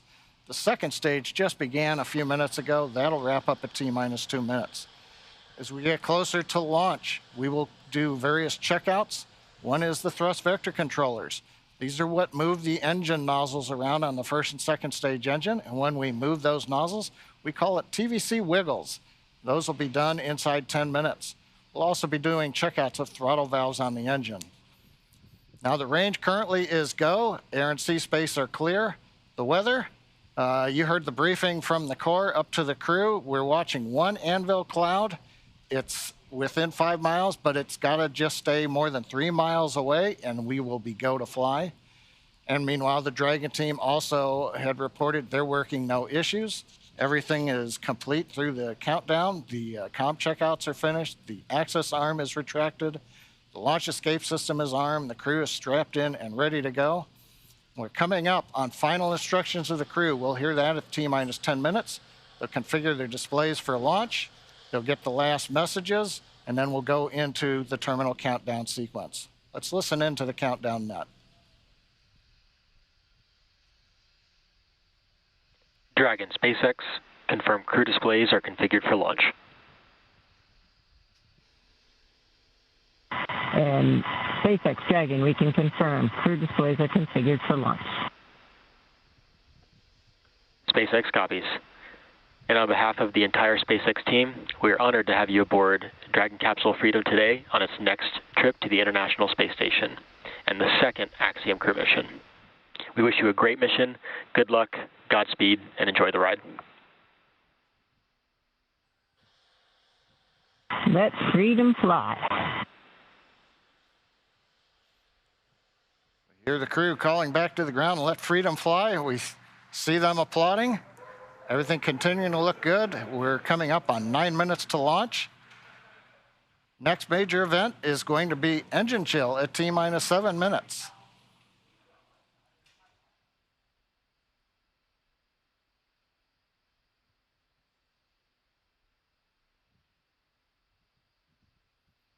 As John just said, at T-minus 7 minutes, we will begin to flow a little bit of the super chilled liquid oxygen through the turbo pumps, which that is basically chilling the hardware, performing an engine chill prior to the full flow.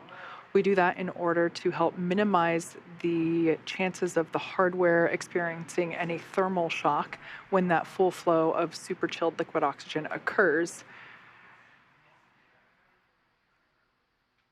Now we can see some venting from the vehicle now, totally normal. It is that liquid oxygen just vaporizing as it comes into contact with the ambient air. And Kate, maybe this is an opportunity. You know, we always use the word abort. This might be a chance to let everybody know that there are abort callouts in flight that we're going to hear. Those are just heads up to the crew that says, should a contingency occur, there's different actions that'll happen at each various stage of the flight when you're on first stage or when you're on second stage. That's right. We should actually hear Commander Peggy Whitson calling those abort modes out as they are ascending and really getting to orbit. She is tracking everything on both her tablet as well on her leg, as well as the crew display above her head. So she is able to identify at which mode they are entering, and those modes identify basically where and what sequence Dragon would take at that point in time during the flight. Now we're about 10 seconds away from that engine chill for the first stage.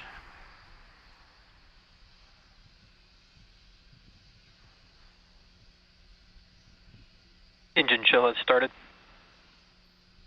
All right, right on time. We've opened the valves that are letting liquid oxygen and kerosene fuel down to the Merlin 1D engines on the first stage. Our next major activity coming up at T-minus 6 minutes approximately, we'll hear the announcement that fuel loading is complete on the first stage.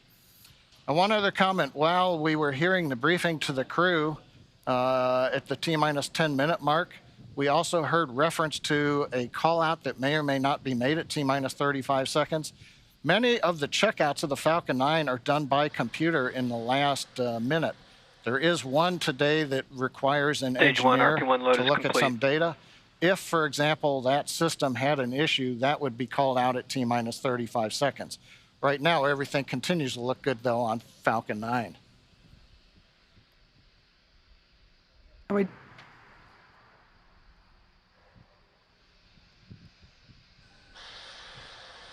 We also heard in the briefing that they are tracking an anvil cloud that at the time of the briefing was about 5 miles away from the pad.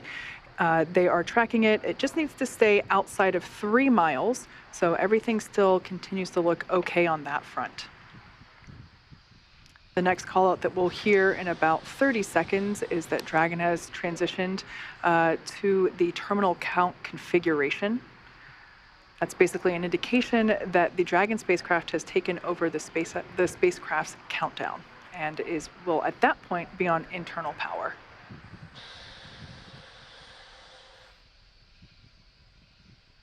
At this point in time, RP-1 is now completely loaded, both on the first and second stages.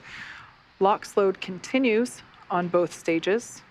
It'll wrap up at T-minus 3 minutes for first stage and T-minus 2 minutes for second stage.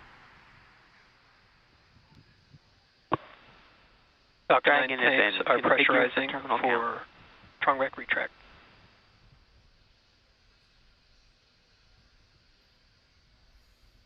Pressurization call out. We are putting pressurized gas helium onto the stage in preparation for opening up the clamp arm that's around the top of the second stage.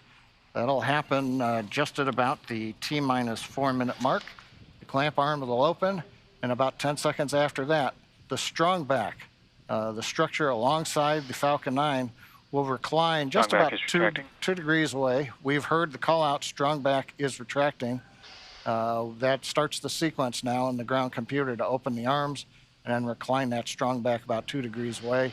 At liftoff, hydraulics will then pull the Strongback to a position about 45 degrees away from the rocket as it flies out of the launch mount. You can see the arms opening up now around the second stage. We should now be able to see that Strongback retract just a couple degrees away from the launch vehicle. Upon liftoff, it will move back even further in order to clear the way for Falcon 9. Looks like we can start to see that movement now. This structure is what is utilized to horizontally integrate the vehicles while still in the hangar, as well as transport them horizontally to the launch pad and then raise them to their vertical launch position.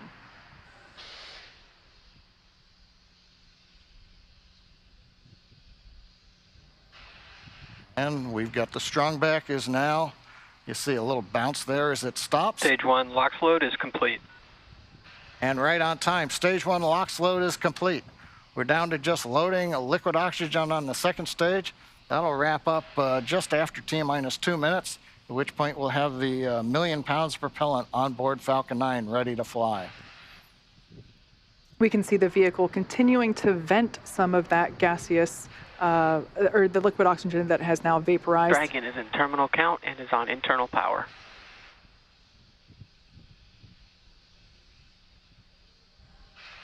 We have a live view there of the SpaceX team here at headquarters in Mission Control on the left-hand side, as well as the Axiom team from their own Mission Control as well on the right.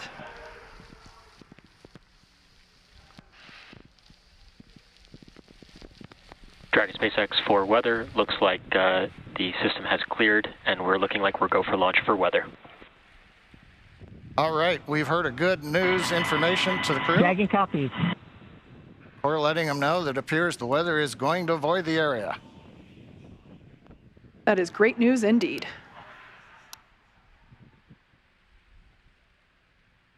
Just waiting now for the call out. Liquid oxygen load complete on the second stage. Stage 2 LOX load is complete. Dragon is in auto idle. Ground gas closeouts, expect loud venting.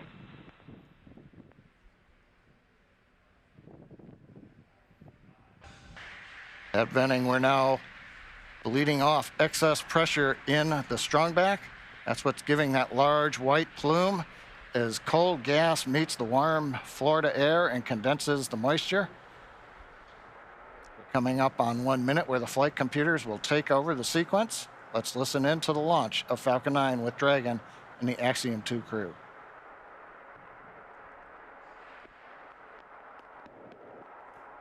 FTS is armed. Falcon 9 is in startup and is now controlling. Dragon is in countdown.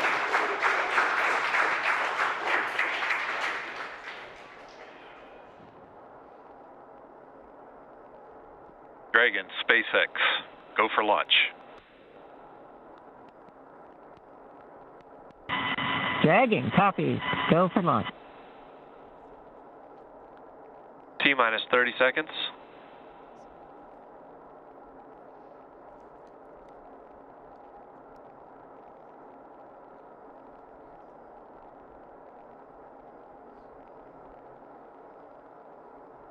T-minus 15. T-minus 10, 9, 8, 7, 6, 5, 4, 3, 2, 1. Engines full power. And liftoff, Falcon 9. Go Axiom. Stage 1 Alpha. Copy, 1 Alpha. Together we expand what is possible in low Earth orbit. Ad Astra and Godspeed AX2.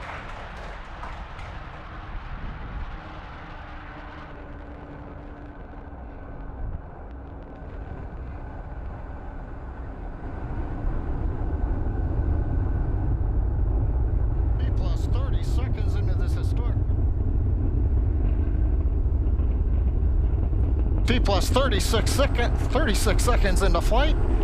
A great view of Falcon 9 heading to space. Power telemetry is nominal. Stage 1 throttle down. Power telemetry nominal. We're into the throttle bucket as the first stage is throttle down power on the Merlin engines in preparation for max Q.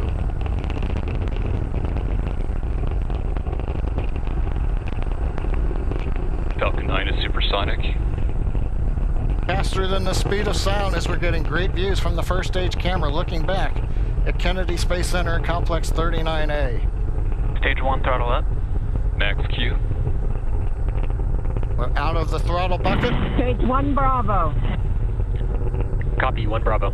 We're at full power and that call out 1 Bravo, that's another one of those abort modes.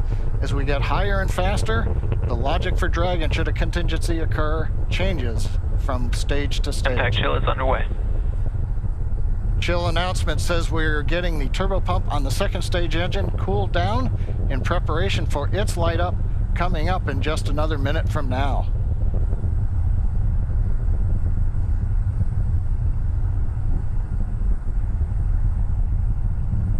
Again, great views looking back, and you can see the contrail as we left 39A and the shadow of the contrail against the cloud deck around Florida.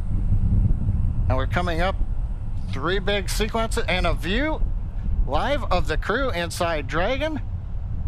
They're getting ready. We're going to get 3 events here. Main engine cutoff, stage separation, and then we're going to light the second stage engine. We've heard the throttle down in preparation for stage separation.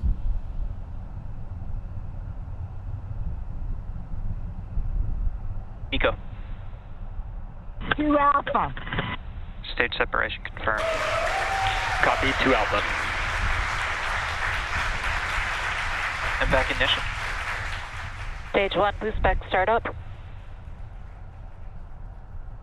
All right, stage separation. We've lit the second stage engine. The first stage is into the boost back burn, working its way back towards Cape Canaveral. Views on the left side, that's the first stage. Engines running as we come back to the launch site or the landing site.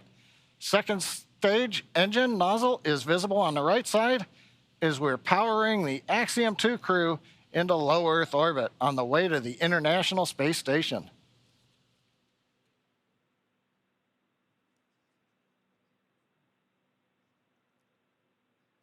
Waiting for call out that the boost back burn is complete.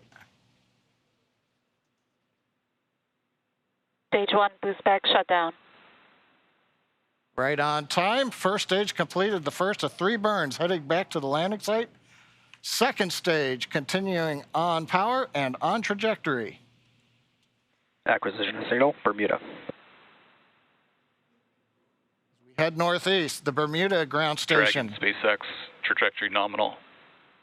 Bermuda is listening into the vehicle Copy, now. nominal trajectory. And the crew hears the call out of a nominal trajectory. So 4 minutes into flight, everything continuing to go well, first stage heading back, and there's the crew on the second stage getting the ride into orbit to the space station.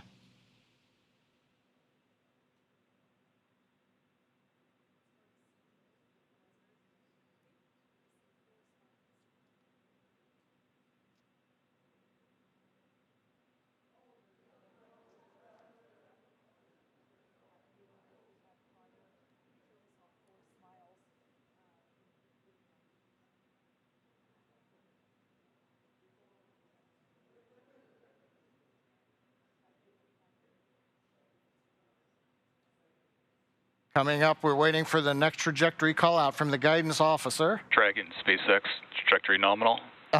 Love to hear those words. A nominal trajectory for Dragon. Copy, nominal trajectory. And maybe even a little bit of excitement in the crew's voice. Commander Peggy Whitson calling back down, hearing that call out from GNC of a nominal trajectory. Left side of the screen, you can see the first stage. It's now beginning to orient itself so that the engines are pointed down towards the land as we will be descending towards landing zone 1 in Cape Canaveral. The 4 titanium grid fins have all deployed. They'll help guide Acquisition signal, boss. They'll guide the first stage through once we get into the atmosphere following the entry burn, which will be coming up here in another couple of minutes. On the right-hand side, the second stage with the Dragon capsule on top, heading up the eastern seaboard of the U.S. We've just heard the call out of Boston. That's the New Hampshire tracking station, has picked up the signal. Dragon, SpaceX, trajectory nominal. GNC continuing to make those call outs that we want to hear. Everything Trajectory continuing nominal. to look good. And the crew echoing them right back down. Good comms with the crew. We've been able to bring some live video shots from inside the capsule as they're headed to space. And there's another view of the crew. Stage 1 entry burn startup. And there we heard that the startup burn for that stage 1 booster, you can see it there on the left-hand side of your screen, has now begun. Stage 1 entry burn shutdown. And conclusion of that entry burn, that burn helps to slow the vehicle down as it re-enters the Earth's atmosphere. The first stage sees high drag, which scrubs roughly 70% of the velocity by the time that landing. SpaceX, trajectory nominal. Love to hear that call out. Everything. Nominal trajectory. Beautiful view of planet Earth coming to us from the second stage views on the right-hand side. Left-hand side, our first view of the Space Coast once again. This booster is attempting a landing at LZ-1. Stage 1 transonic. That booster is now traveling near the speed of sound. Live view coming to you from one of our tracking cameras. We can see the grid fins actuating to help steer the booster down. Stage 1 landing burn. Stage 2 FTS has saved. Standing by to... Stage 1 landing leg deploy.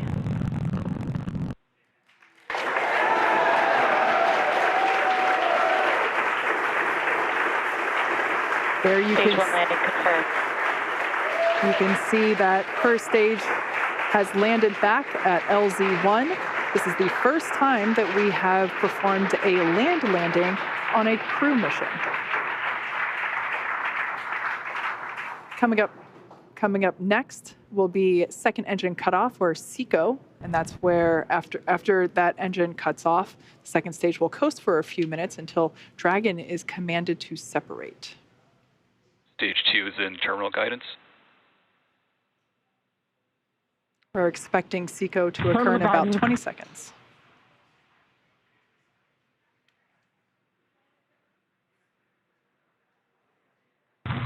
Shannon. Copy, Shannon. Commander Peggy Whitson continuing to call out the abort modes.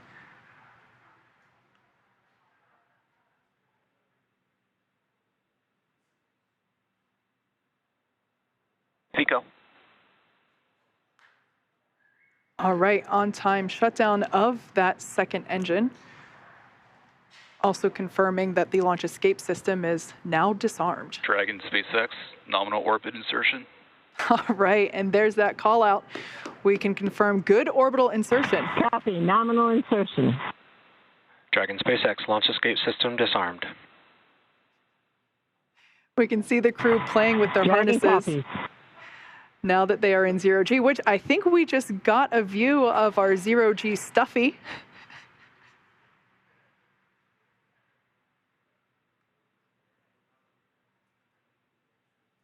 Clearly the crew is having fun already.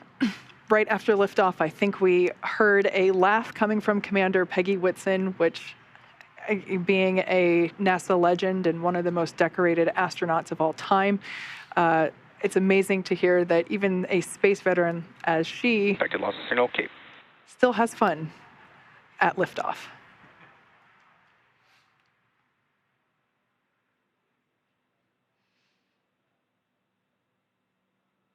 The next event that we have coming up at just around T plus 12 minutes is Dragon separation.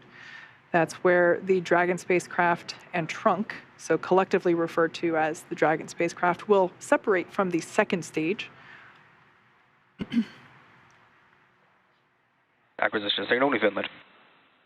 After that separation, we will begin to deploy the nose cone, which exposes the forward bulkhead thrusters as well as the forward hatch. That forward hatch is what the capsule utilizes to autonomously dock to the International Space Station.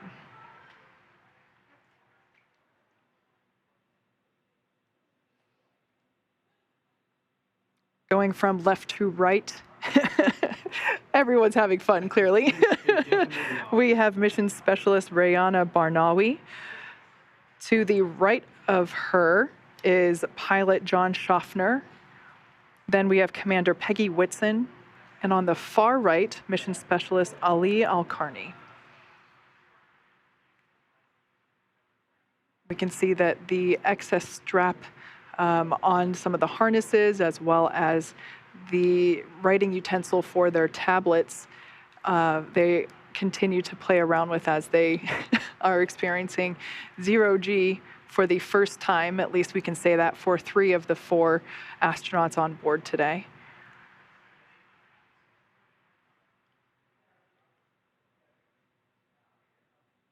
Now we are standing by for Dragon separation, which is expected to occur in the next few seconds.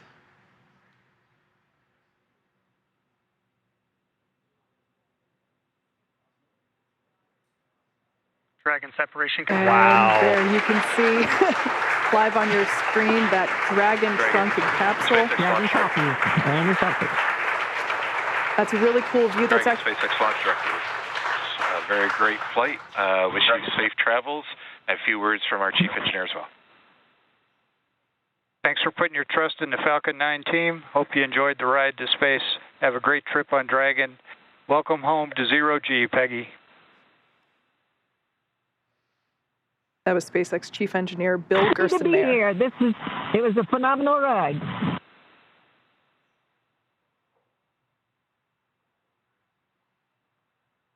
Make sure you share the joy of zero-G with your crew.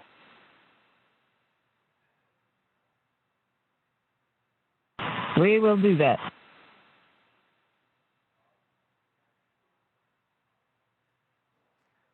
Already you can see Dragon's Draco thrusters activating.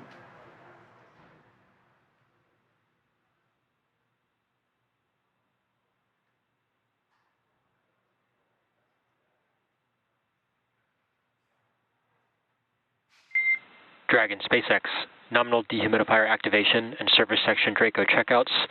Nose cone deploy is in progress. Hooks are opening. Dragon copies. All right, great news there to let us know that the hooks, there are two sets of hooks. Signal, Bermuda. Two sets of hooks that are now disengaging. And once that is complete, we are able to deploy, open the nose cone.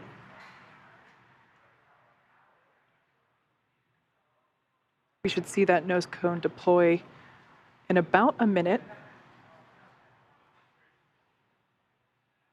It's a great view on the right-hand side of your screen from the Falcon 9 second stage, looking at the Dragon Freedom capsule. And of course, the crew on the left-hand side playfully acclimating to their new zero-G environment. You can see the zero-G indicator in the background. And I love this view. This view is over the shoulders of Commander Peggy Whitson, who here is on the left-hand side, or the left seat, and pilot John Schaffner is on the right seat here, looking at what they're looking at. These are the crew display panels that they utilize in flight to track which thrusters are firing, what phase of the mission that they are in, as you can see, where they are around the globe.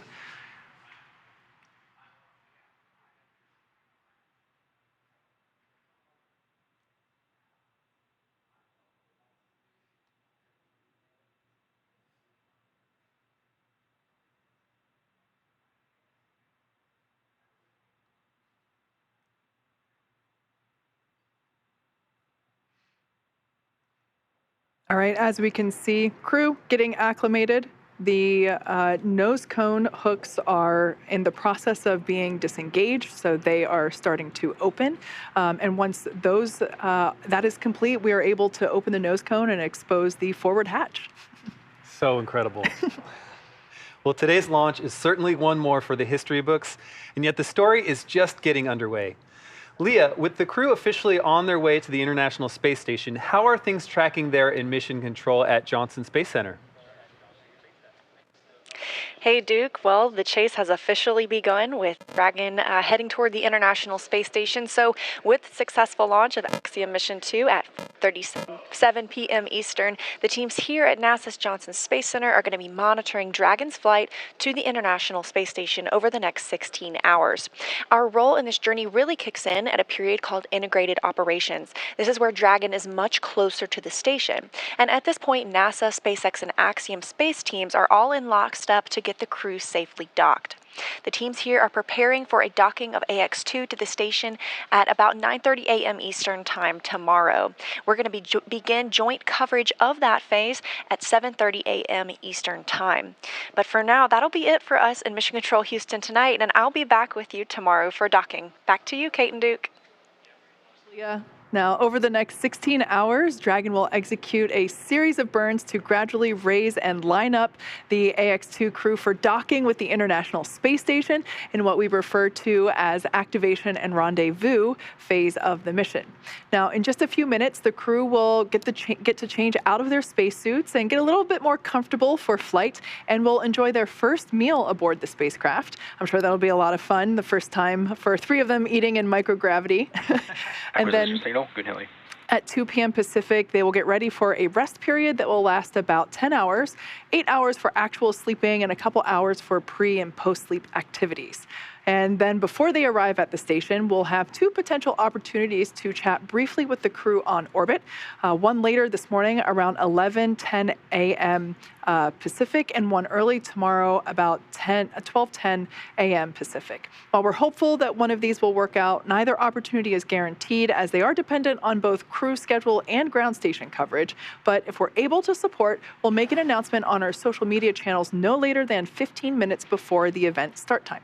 But in the meantime, be sure to keep tabs on the mission at axiomspace.com, and you can also keep track of Dragon's flight on spacex.com/launches. And even if we aren't able to talk live with the crew, we will continue to provide updates on the mission across our social media channels. And starting at 7:30 a.m. Eastern, 4:30 a.m. Pacific on Monday, May 22nd, we will pick back up with our live joint coverage of the AX-2 crew's approach and docking to station with NASA. Please keep an eye on Axiom and SpaceX social channels for updates, as there will be plenty of incredible moments to share with you over the next 10 days. And so from all of us at Axiom Space, thank you, SpaceX. Thank you, NASA. This is just the beginning. And thank you for tuning in. We hope to see you soon.